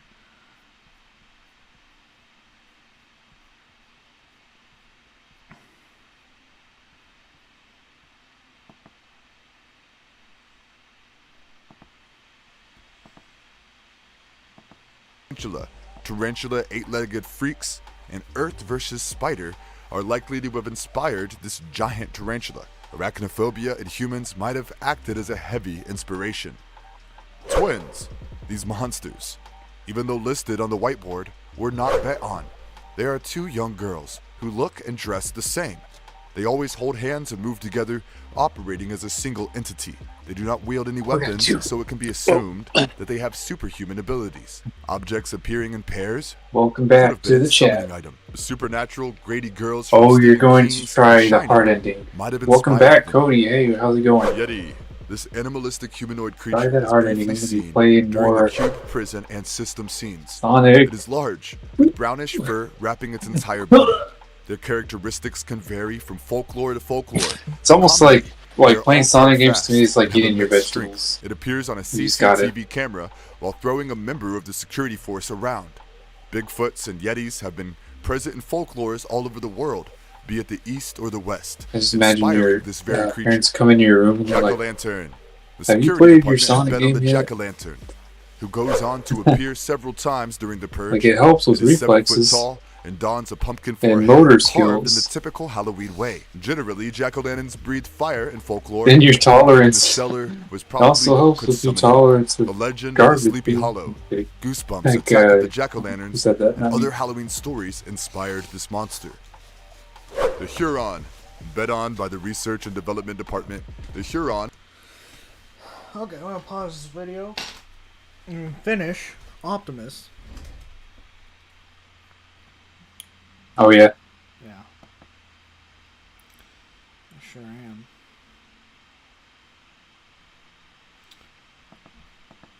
Turn on chill vibes.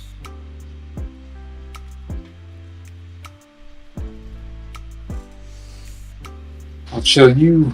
Well, I'm playing Sonic 06 right now. I'm sorry. Oh wow, you should be like, hey, Sonic games, those are great. Pardon me. Hardest one ever. True. I'm sure it was great, when the college kids were coming up with Sonic gaming. When it was just conception. True.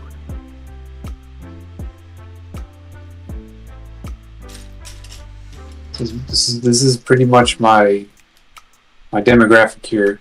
I'm basically just appealing to Sonic fans at this point.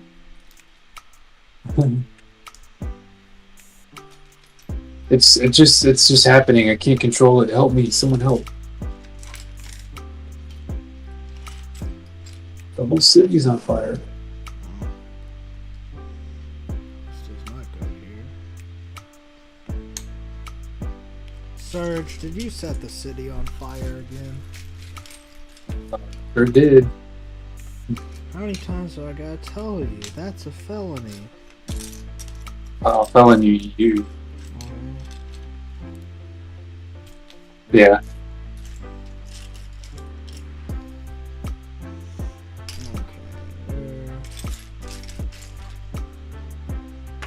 Here it is.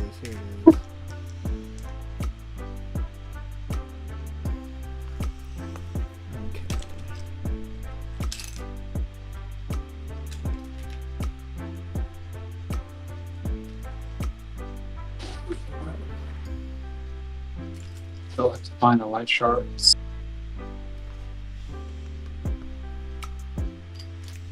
I'll find your light shards. Bet. I'll shard your light. Okay.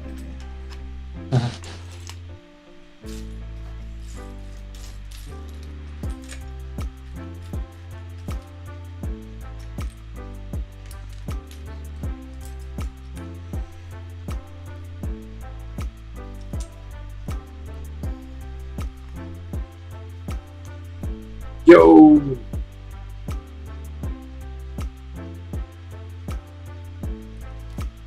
Yes, you can do this. You can do this, Cody. Fellow follower. Are you playing with Cody, or is what is he? Well, he's just telling me in the chat like what he's doing.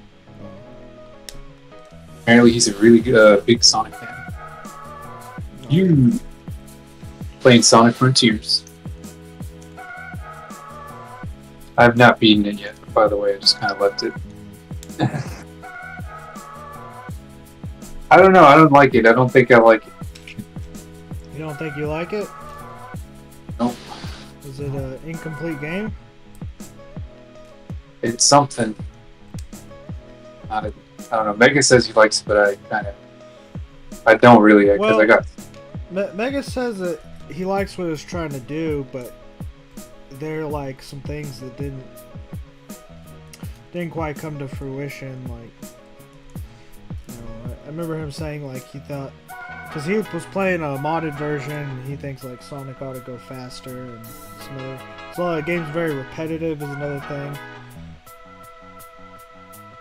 Yeah, I mean, almost like it's not a complete game. Like there should have been a bit more to it. Yeah, it should have been more complete. Oh, I got another factoid. The jetpack is based on Sideswipe's jetpack from the G1 cartoon. Optimus Prime borrowed it in the episode More Than Meets the Eye Part 3 to pursue the Decepticon space cruiser Victory.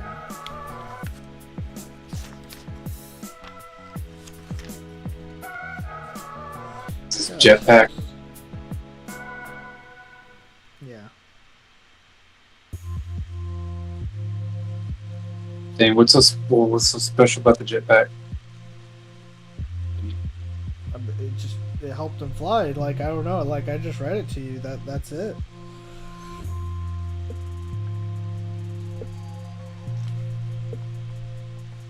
I gotta try that one out. It's like asking, well, what's so special about Sonic shoes, huh? I don't know what is. Protect his feet, right? Yeah, no, that's true. They probably protect people from finding out they have foot fetishes. Because if they saw those grippers, they'd be like, oh. Probably would. There's a sect of It would awaken something in you, Serge, if you saw his feet. You're not wrong. There are Sonic fans that are like into that. I've seen it before. It's really weird. Oof. Sergio's, and I'm one of them. Dang. Me a foot man? I'm a hand man. Yeah. You can do a lot more with hands. Whoa, what who said that? Not me, sure.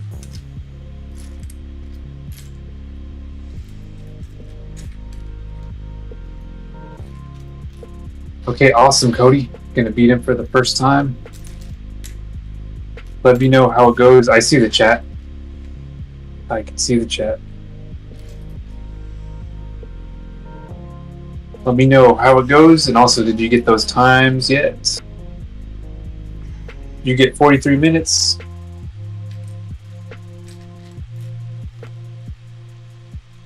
I can see. One red axle. There's one red piece. Okay, found another one. Here I go. Oh, here goes nothing. Is that what you mean? Oh. So gotta focus on my Sonic gameplay.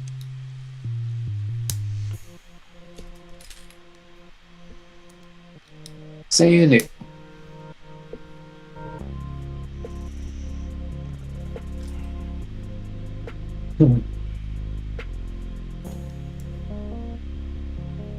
Sonic gameplay, yo! Jump!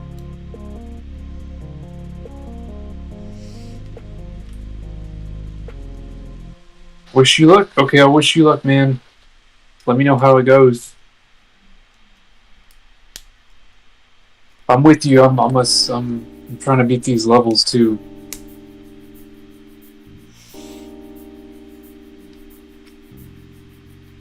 And get a rank S.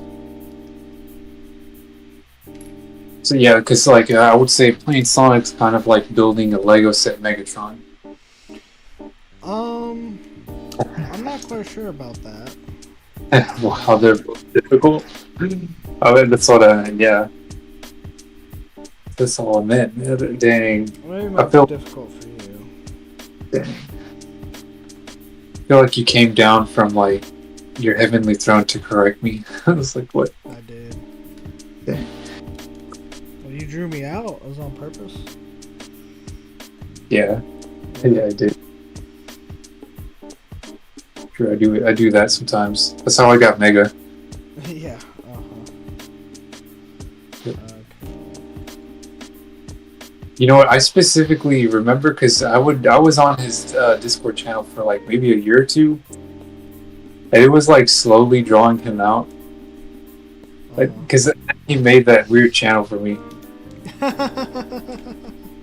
And I wasn't even trying. It's just like I was just beating myself. I was just posting what I thought was funny. Oh, that's the problem, wasn't it? No. Yo. Well, I try. And then like maybe like the cringe cave will be like a thing. I don't know, like an original thing in the history of the Discords.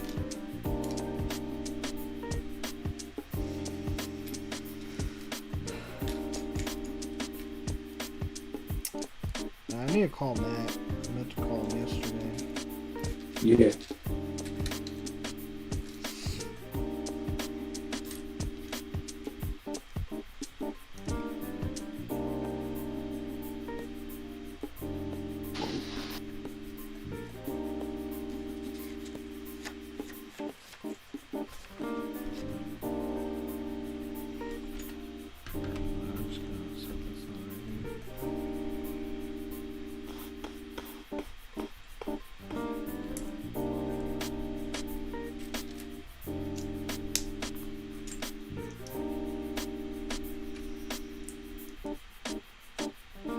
Yo. Yeah, me and him are gonna meet up like on Sunday. Oh, really? Yeah. What y'all gonna do? He had mentioned something about there being a disc golf course near him. Okay. So we're gonna So try that. he hit you up? No, I called him Okay. What day did you call him? like yesterday. Oh, no. Oh, okay. Oh wait a minute, no, wait, correction. I did call him in the week, but he called me back. Oh, okay. Technically, he called me back. Technically called me. So I tried calling him. But I didn't call him yesterday, but it was like sometime last week. Yeah. He says he's gonna be an insurance adjuster. Oh. Just, Right. Did he suggest what insurance you should get? I don't know. Is that like what like Mr. Incredible was? Yes, he was. True. Not a cubicle. Not a life for me. No, sir.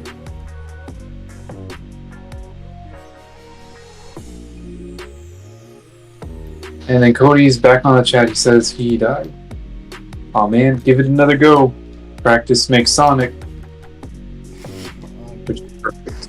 That's clippable Dang. for the cringe game. Pretty much. But it's true.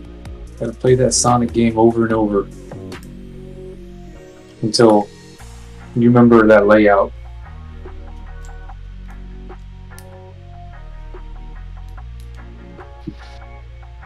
I'm surprised we haven't done like a Sonic marathon. Like as a group. Marathon of what? Well, just like, you know, you, me, and Blair, and just playing like all the Sonic games together. I think Silent Silence isn't good. Is that? I'm thinking, I'm building it. I'm just saying it's an idea. I think. I would need to get a Sonic game first. I don't even have one. What's your free one? Like, Well, you know, like, I have Battle R now. I have that. Though it's not unofficial, you know, but it's something. True. The unofficial ones are the best. Yeah. That's how it is sometimes. Ooh.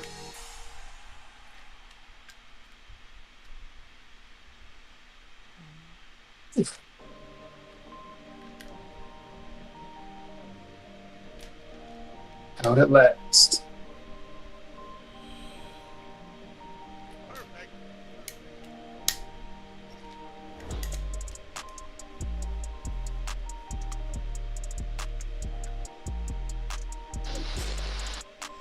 Another illegal building technique. Get you banned. No. So, like, there are what's called illegal Lego builds, and they're basically just building Legos in ways they weren't intended to be built. Like, typically they don't, in an official Lego set, like, the instructions wouldn't have you build it that way, but the thing is, sometimes they do. And so there's some builds here that, like, are kind of illegal, but then it's kind of not, because it's actually in the instructions. Oh yeah. Illegal.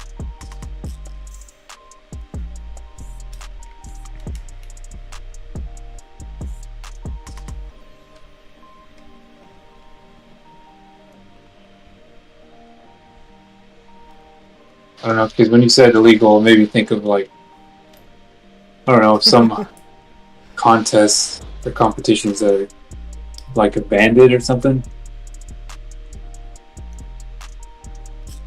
Or like a...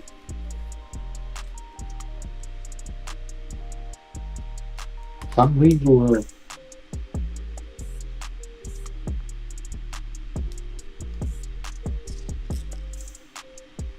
But shout out to yesterday when you came down from your throne, when I posted that one meme, and you're like, does this need a cave?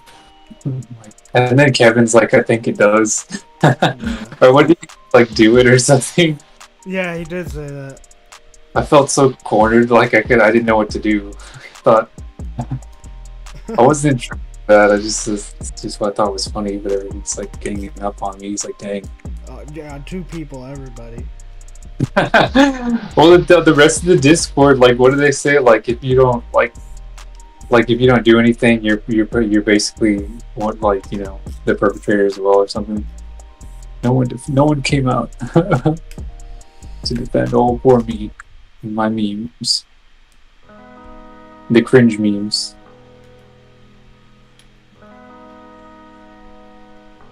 Or the cave.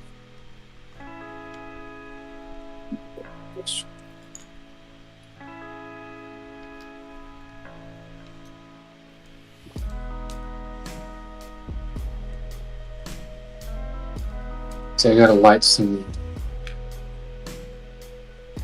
stuff here.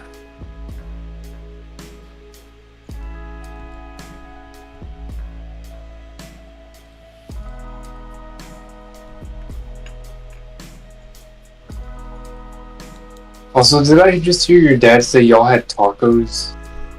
No, he did not say tacos.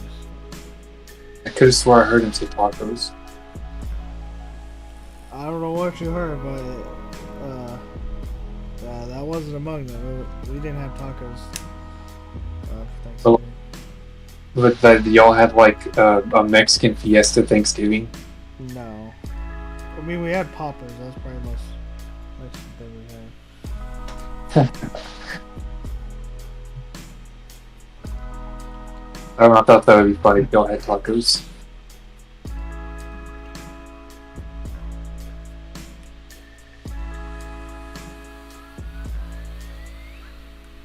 So, like, this Thanksgiving, I made a bird. I made my own bird. You made a bird?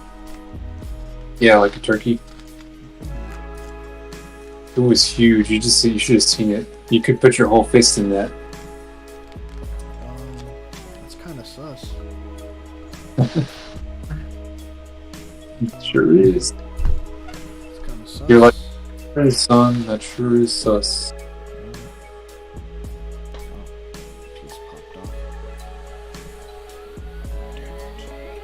The whole time I was like thinking, I hope that actually this is cooked. Like, I don't want to bite into it and get salmonella. So wait, Thankfully. you made a turkey? Yeah, I made a turkey for real. On your own? Yes. With the help. For the familia? Yeah, for the familia. Oh, but you had help? From the internet. Oh. So even though your mom was there, she didn't have no help for your mom? No, she's out of town. Oh, she wasn't there for Thanksgiving? Mm-mm. She's visiting family in San Antonio. It was just me and Gabby. Oh. So, what was everyone else doing? What about your dad and your grandma and uncle? They had their own Thanksgiving at their own places. I really just went to Gabby's family's house, and then I went to another friend's house. For pack looks like. Actually, no, I can take it off. Wee. Keep at it again, Cody. Let me know how it goes. Go. Hey, it's like so wet and raining over here. It is also actually cold and rainy here now.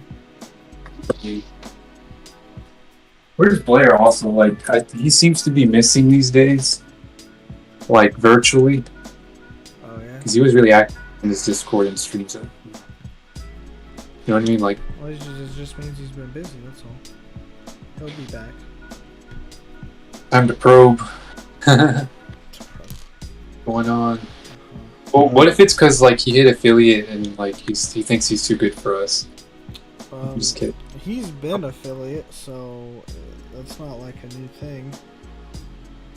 He's gonna wear, like, that would be funny if he wore a shirt that says affiliate on it.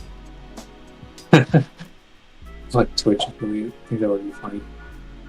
And a joking, but I was just really insane. Sure. But seriously, yeah, because he used to be on stream a lot more. Like it feels like it's kind of died down. Just missing something from his foot. It just means he's been busy. I don't know what to tell you. He's probably just been busy. With what though? Like I don't know, work, life, it's holiday season. I don't know, hanging out with people. Oh, that makes sense. Yeah, because he was in Austin last week. Like he's always traveling a lot. Yeah. I'm like, Blair, where's my ticket? You know. I want to come. But he's like, no, there's no cringe allowed where I'm going. Oh yeah, he said that verbatim. Yeah.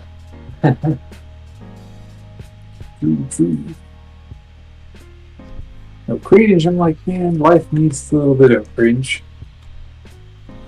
You know. What if your parents said that? That would be funny. If I heard, because I heard your dad come in the background about the food, and I was like thinking, like, what if he said, like, that's cringy, son? That'd be funny. But he doesn't say that. it like was cringe. It's like, Optimus looks pretty cool here. Okay, last thing I need to build a plaque. That's the last thing.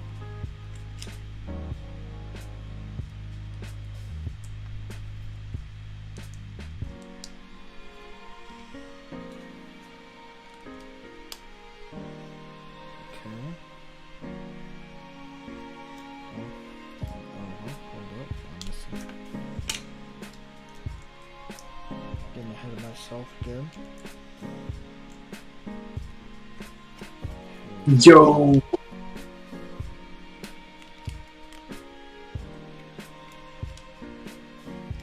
I just hit 3 viewers. Oh my gosh. Thank y'all. Let's go on the affiliate train. Hopefully I grow more. Oh, today's like Fan Game Friday too. I have to announce it. Fan Game Friday?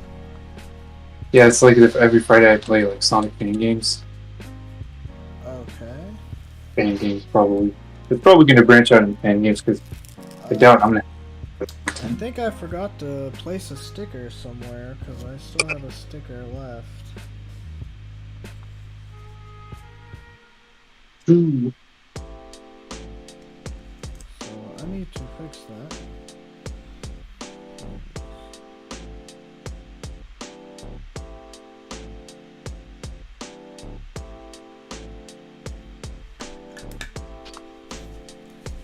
Oh man, I'm getting so much lag right now. Okay. Oh. Yeah. It goes on here, that's why. And then I've been meaning to say like what specs does your PC have? Like your laptop? Is it good? I want one. It is good.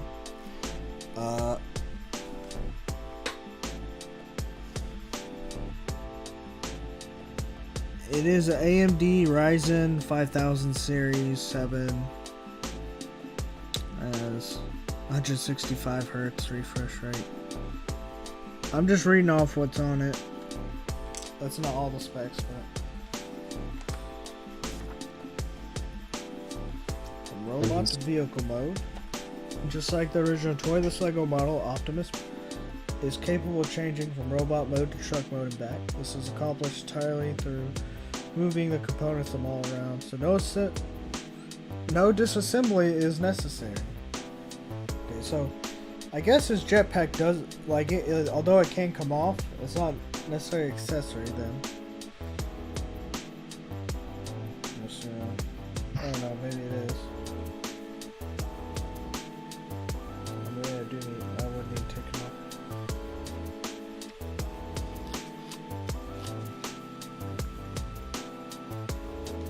Yeah, it does come off. Okay.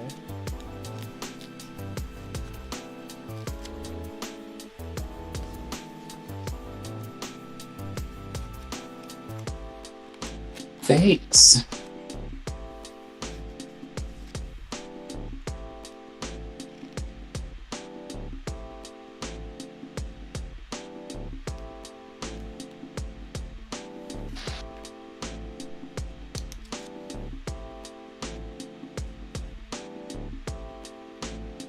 Ooh.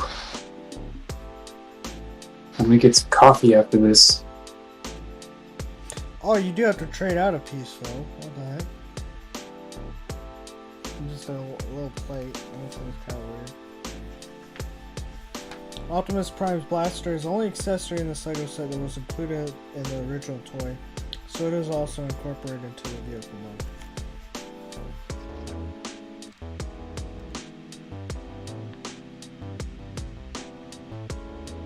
I should get these back.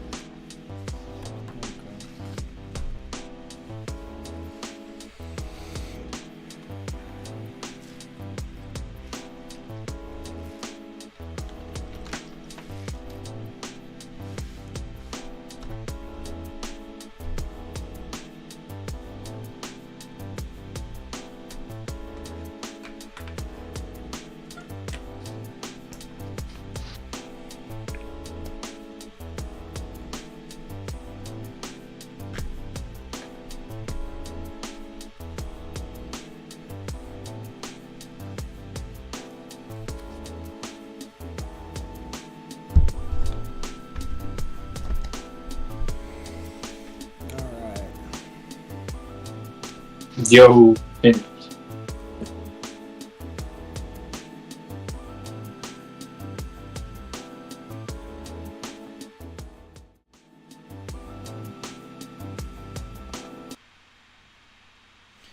Time to review.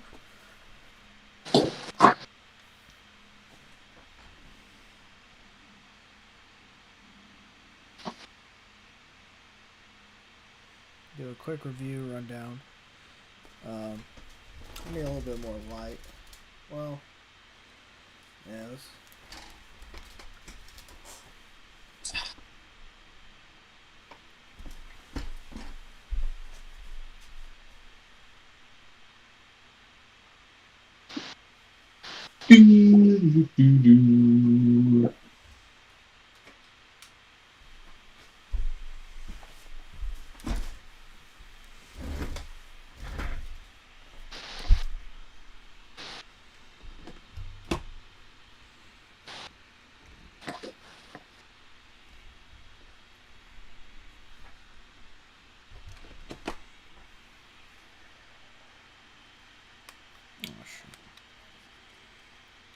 Dead.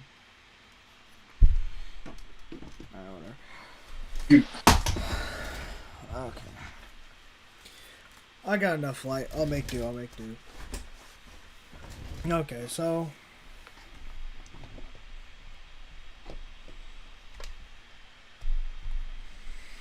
you can see him from here.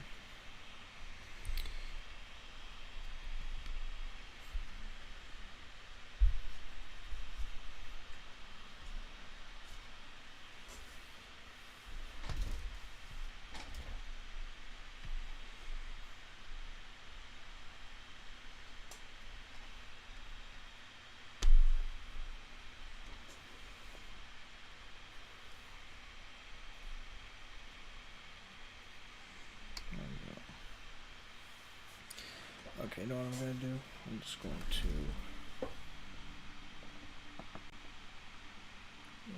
live.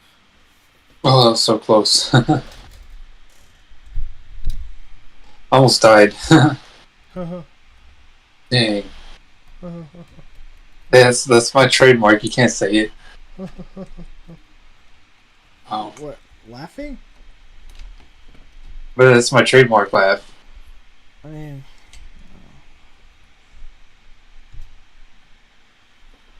the duh. Dang. Oh, I lost my rings. oh, that's a cool angle, but it's not quite the angle I want to do. Thinking of proposing using like a sonic ring. I think that would be a good idea. I do not think that is a good idea. supersonic fan, or like instead of rings, I'll use the Chaos Emeralds. Alright. That would be so cool, like to have 7 Chaos Emeralds. It's not a bad idea. Uh-huh.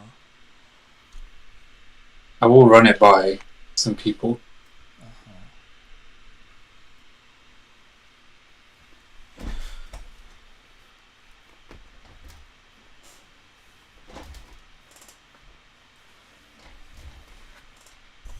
Oh, let me see. So then at least I'm in frame. Okay. Bring them up, boys.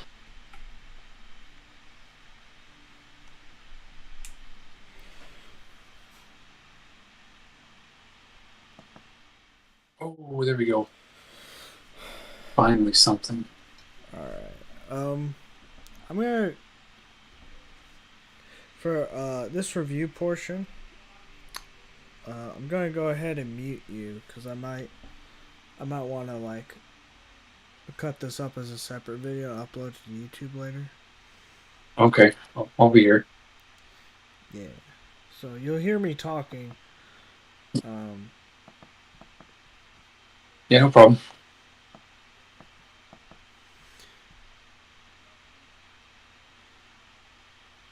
Okay, so here's Optimus Prime. He stands pretty tall, looks pretty cool. Can stand up straight like this, almost like he's at attention, of course. But there was fun in that. Have him do a little bit of an A pose here, and it looks much natural. So, what's the point of articulations? He can move his arms a little bit up and down. He can turn all the way around. Forearms. Can twist, and he does have a little elbow action. And so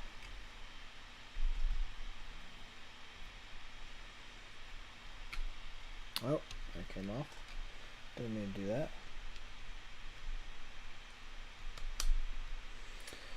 This is his hand. He has a thumb and not individual fingers. It's more like a mitten.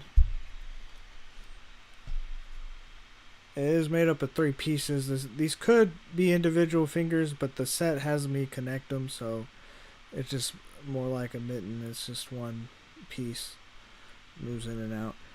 His hand doesn't really grab onto anything. It doesn't have like hinges in it. But he will hold stuff, and there's a way to do that. There is one issue I'm running into that is really annoying. That we'll talk about in just minutes when I get to it. His head, I haven't really messed with his head too much. His head can turn all the way around. This is like, I guess, for transforming. I haven't transformed him yet, so I don't have commentary on that. As far as the feet go, his legs can move back. They can move somewhat forward. Actually, yeah, they can move forward, so far. Of course, this is in the way. Just much like his forearms, his lower legs, his calves can turn all the way around. Another transforming piece right here. These wheels will roll. And as far as his ankles, again, here's another transforming, but his when he stands up straight, if you notice his when you bend his legs out so far, his ankles can adjust for them and still be flat.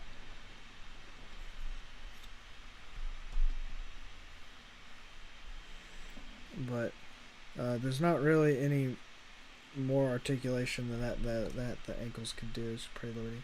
So there's another thing, articulation. He can rotate his torso a little bit, but as you can see, like this piece gets in the way, so it may be more for the transforming function than for articulation. You know, if I were to, so like this piece, this is for more for when he transforms, but so this is the problem that I was just having. So you can turn him. There's articulation there, but it wants to come off. I don't know why, and it's just a single piece that holds his lower body and chest together. And well, actually, there's an axle going through. Let me show you.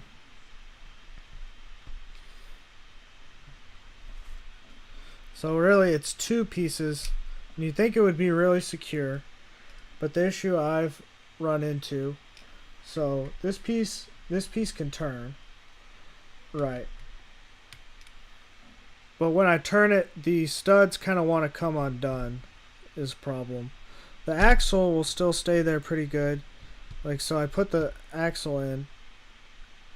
But whenever you turn it, it wants to come undone. It's not doing that right now. But it is kind of an issue. And sometimes even when I don't mean to turn it, it'll do it anyway.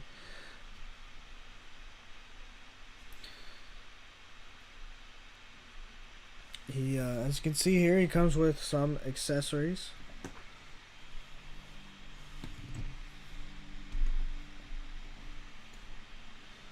There's a jetpack.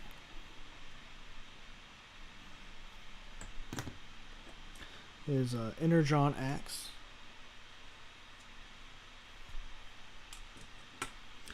His gun.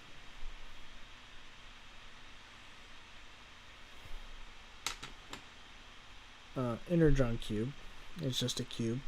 Enough said about that. His plaque. He comes with a plaque.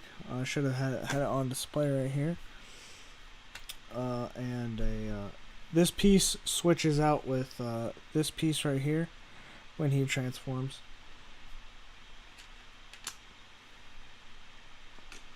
If you wonder what the plaque says, it says Optimus Prime Function Commander.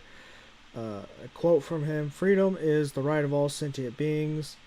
And then it has like stats for him. It has strength 10, intelligence 10, speed 8, endurance 10, rank 10, courage 10, firepower 8, skill 10. So he sounds pretty OP, very unfair, but he is Optimus Prime, so I wouldn't want to go up against him if I was a Decepticon. And so let's go with how some of these things attach to him. So this attaches and reattaches pretty easily. I think it does have to you have to take it off to transform. But if I just, yep, and it's on there. It looks pretty good on his back. Like, honestly, it really fills him out.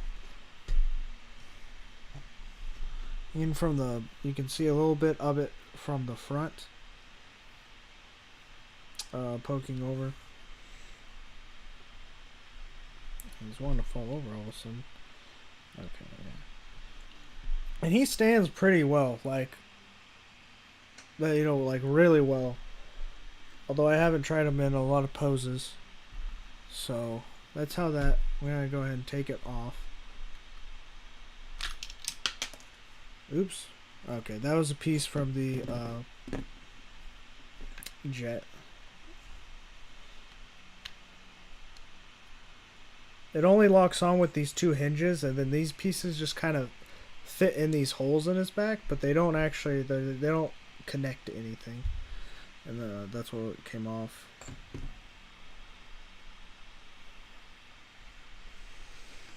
Okay, and his gun's pretty easy. So, like, on his forearm here, there's a couple studs. These appear to be all plates. Oh, wait a minute. Here we go. Yeah, they appear to be plates on this side. It's on his inner forearm. You have to twist it over, and right over the arrow. Oh yeah, don't need to turn his hand around. Okay.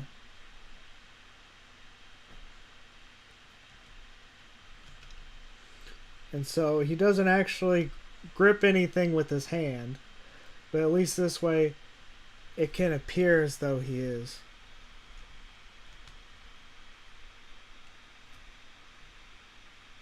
And so you can just kind of fold his hand around it so it appears as though he's holding it. It looks pretty good in just a plain Jane pose like this. It's leaning kind of forward. Oh yeah, that's why. Yeah, it's kind of interesting, like still standing. You can even make him. Okay, lean back. Leaning back is not good. Yep. Your move, creep. I imagine. What if Optimus said that? Became the next RoboCop. So. And this can be fit on either arm. The arms are identical. Next is the axe, the Energon axe. And I think I know how to put it on, but I'm going to refer to the instructions. Just in case. Just in case.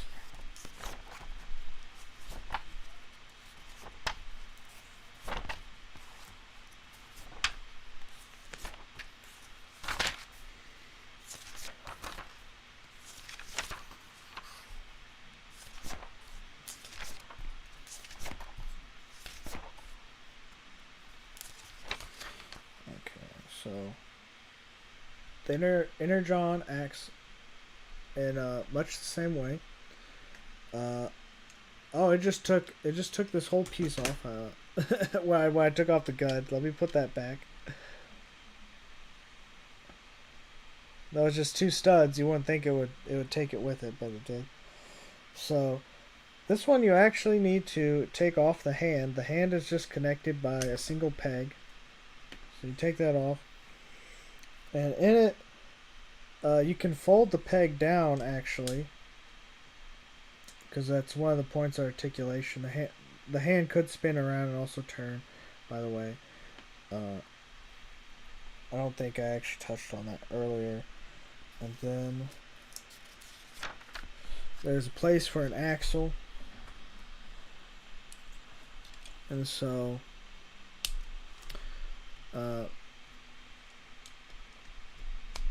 yep, and it just fits on like so.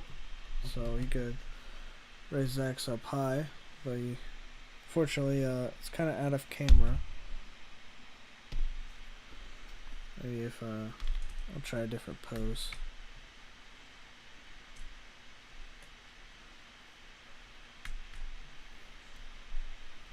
He just holds it like that.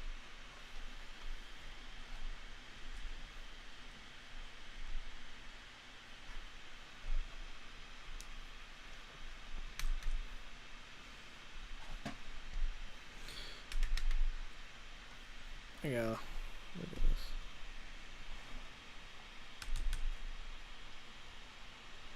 I'm not gonna lie, it doesn't look as cool as the gun when he's holding the gun.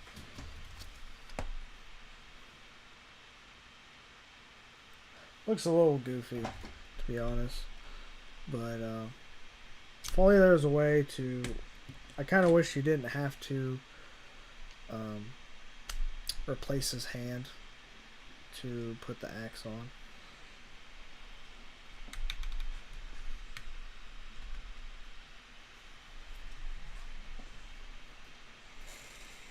And so there's one more accessory, and it's actually on his person, his smallest, and probably it was the first accessory. I'm covering it last, but it was the first accessory that I built in the instructions. And his chest actually opens up, and it reveals the I forget what it's called,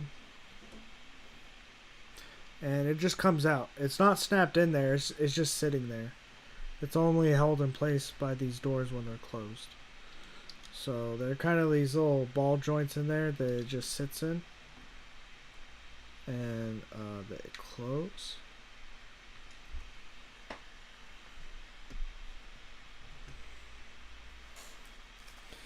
So I believe I covered all the accessories, so I'm going to transform him for the first time on camera. I have not transformed him before. I'm going to go ahead and raise up my chair so this will be a little bit easier.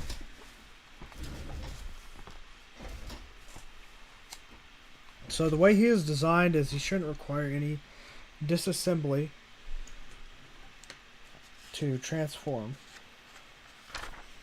So he needs to stand at attention and then fold his hands, and because his thumb and fingers move.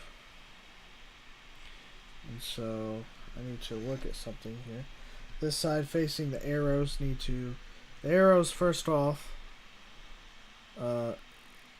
need to be facing out, and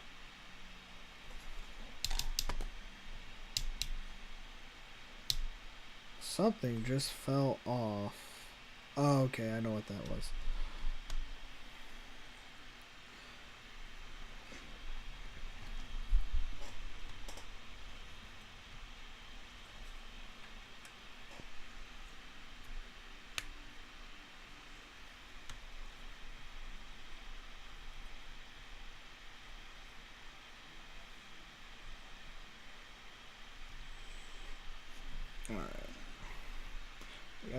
Attempting to transform this from look forward. Oh, I need to fix his ankles. Ankles are still bent.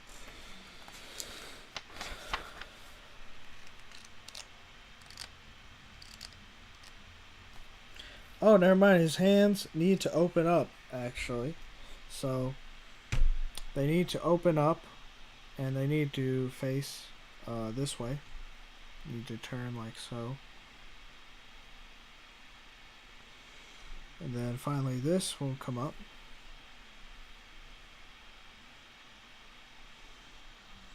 And it kind of wants, it says to like fold these out. And then just fold this flat. I'll just, and then so this is a transforming function. You turn this around.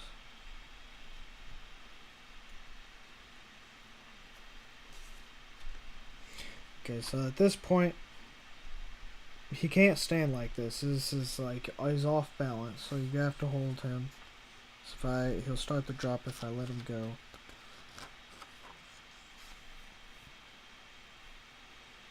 Okay.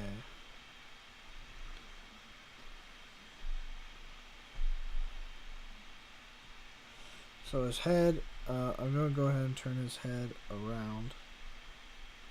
Oh, no, turn the torso. And then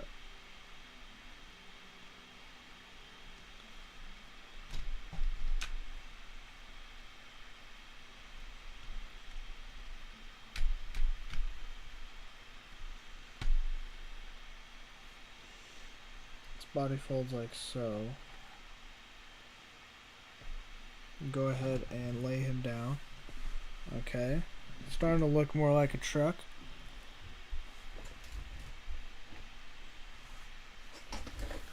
Let me adjust the camera.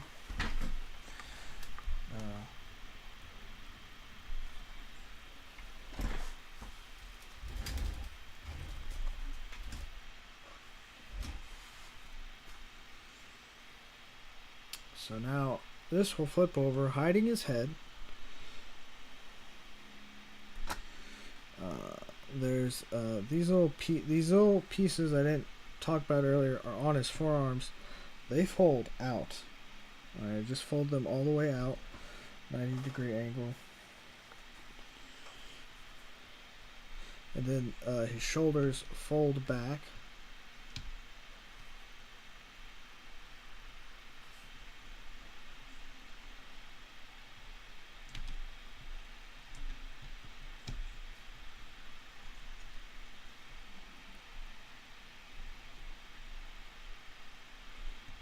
don't know that they snap in place or anything. I'm trying to...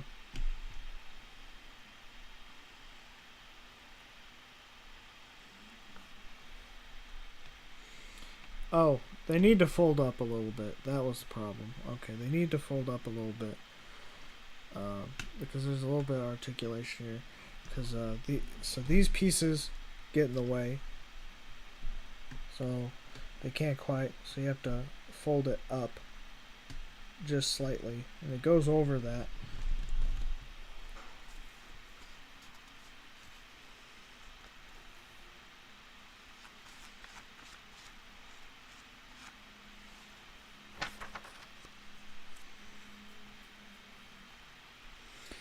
And finally, the arms are going to fold in,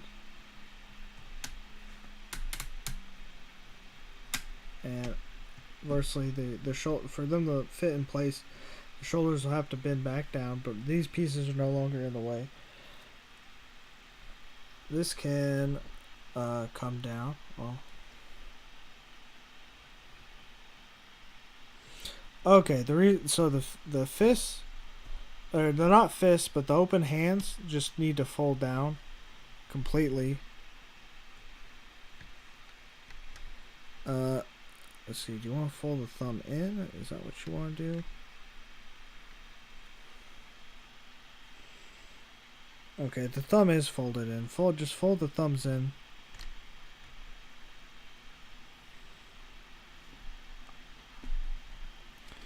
Hopefully, it's really dark.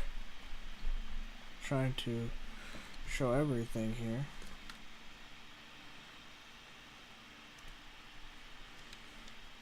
Alright.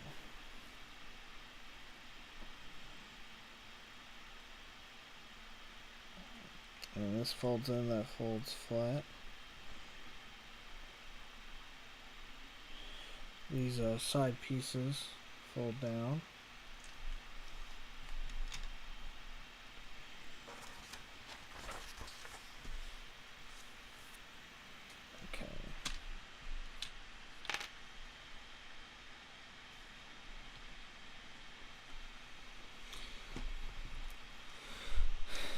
These pieces, those feet, fold down, and there was something that fell off here, and you put that on.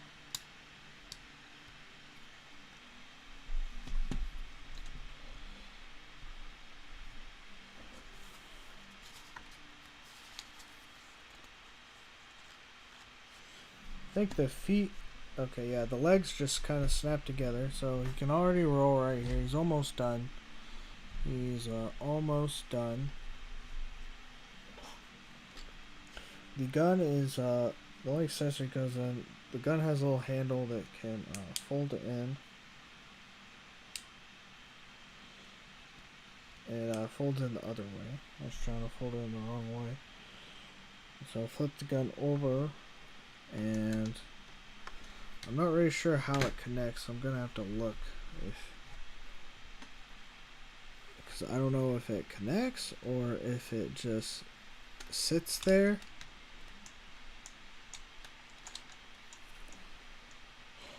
Okay, it just sits there, but it fits in such a way that I don't think you should worry about it. If I move it back and forth, you know, like you'd have to intentionally take it out of there.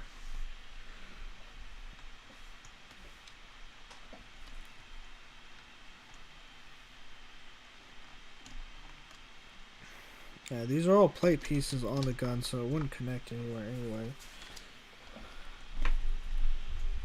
In this case, like, that's where the gun fits.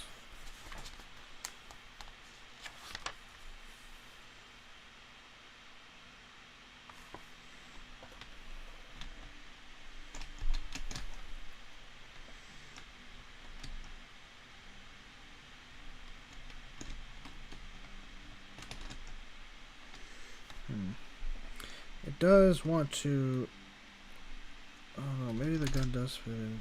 Snap on. Let me look at something on here.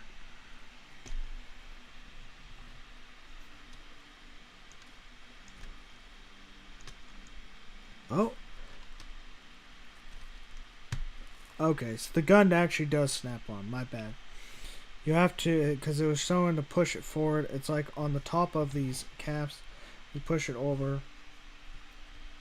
It's like, it's kind of hard. I can't really show it here, but that's what it does.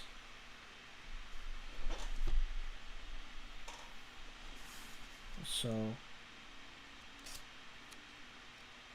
Optimus Prime Blaster is an accessory in the Lego set that was included in the original toy, so it's also incorporated in vehicle mode. The little factoids and the instructions, and then one of the pieces gets switched out. This plate piece right here comes off and gets replaced with this one.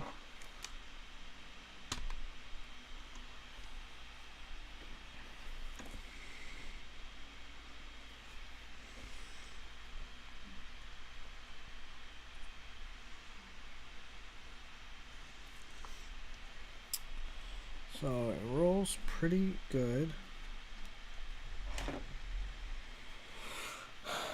Overall, I'm really satisfied with this set, and it's probably one of the cooler sets I built. But I like to think all my sets are cool that I choose to build. Rolls back and forth pretty easy. Of course, it doesn't really like turn. The wheels don't turn. But it can go back and forth. Rolls very easily. And now being that this is made out of Legos and there's no disassembly, I do notice one thing about the the truck mode is like they are kind of like loose fitting pieces, so you kind of have to be careful how you grip this thing. I'd say from here is probably the best as far as the back and forth. Picking it up, grab underneath. I do know this is kind of where it's just hollow right here. This is where the kind of the windows would be on like a passenger, not on a passenger, but just on a truck or any vehicle for that matter. But I'm surprised there's like no windows there, but I get it. I don't think that they could fit windows there, but it's still like a little off, a little strange. I was just flipping to make sure. Yep, it's hollow in the instructions. So yeah, that's set.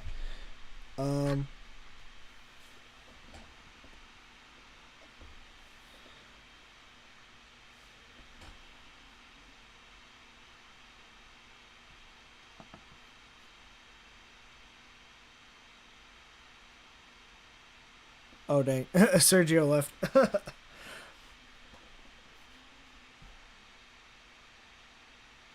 I may go ahead and end this stream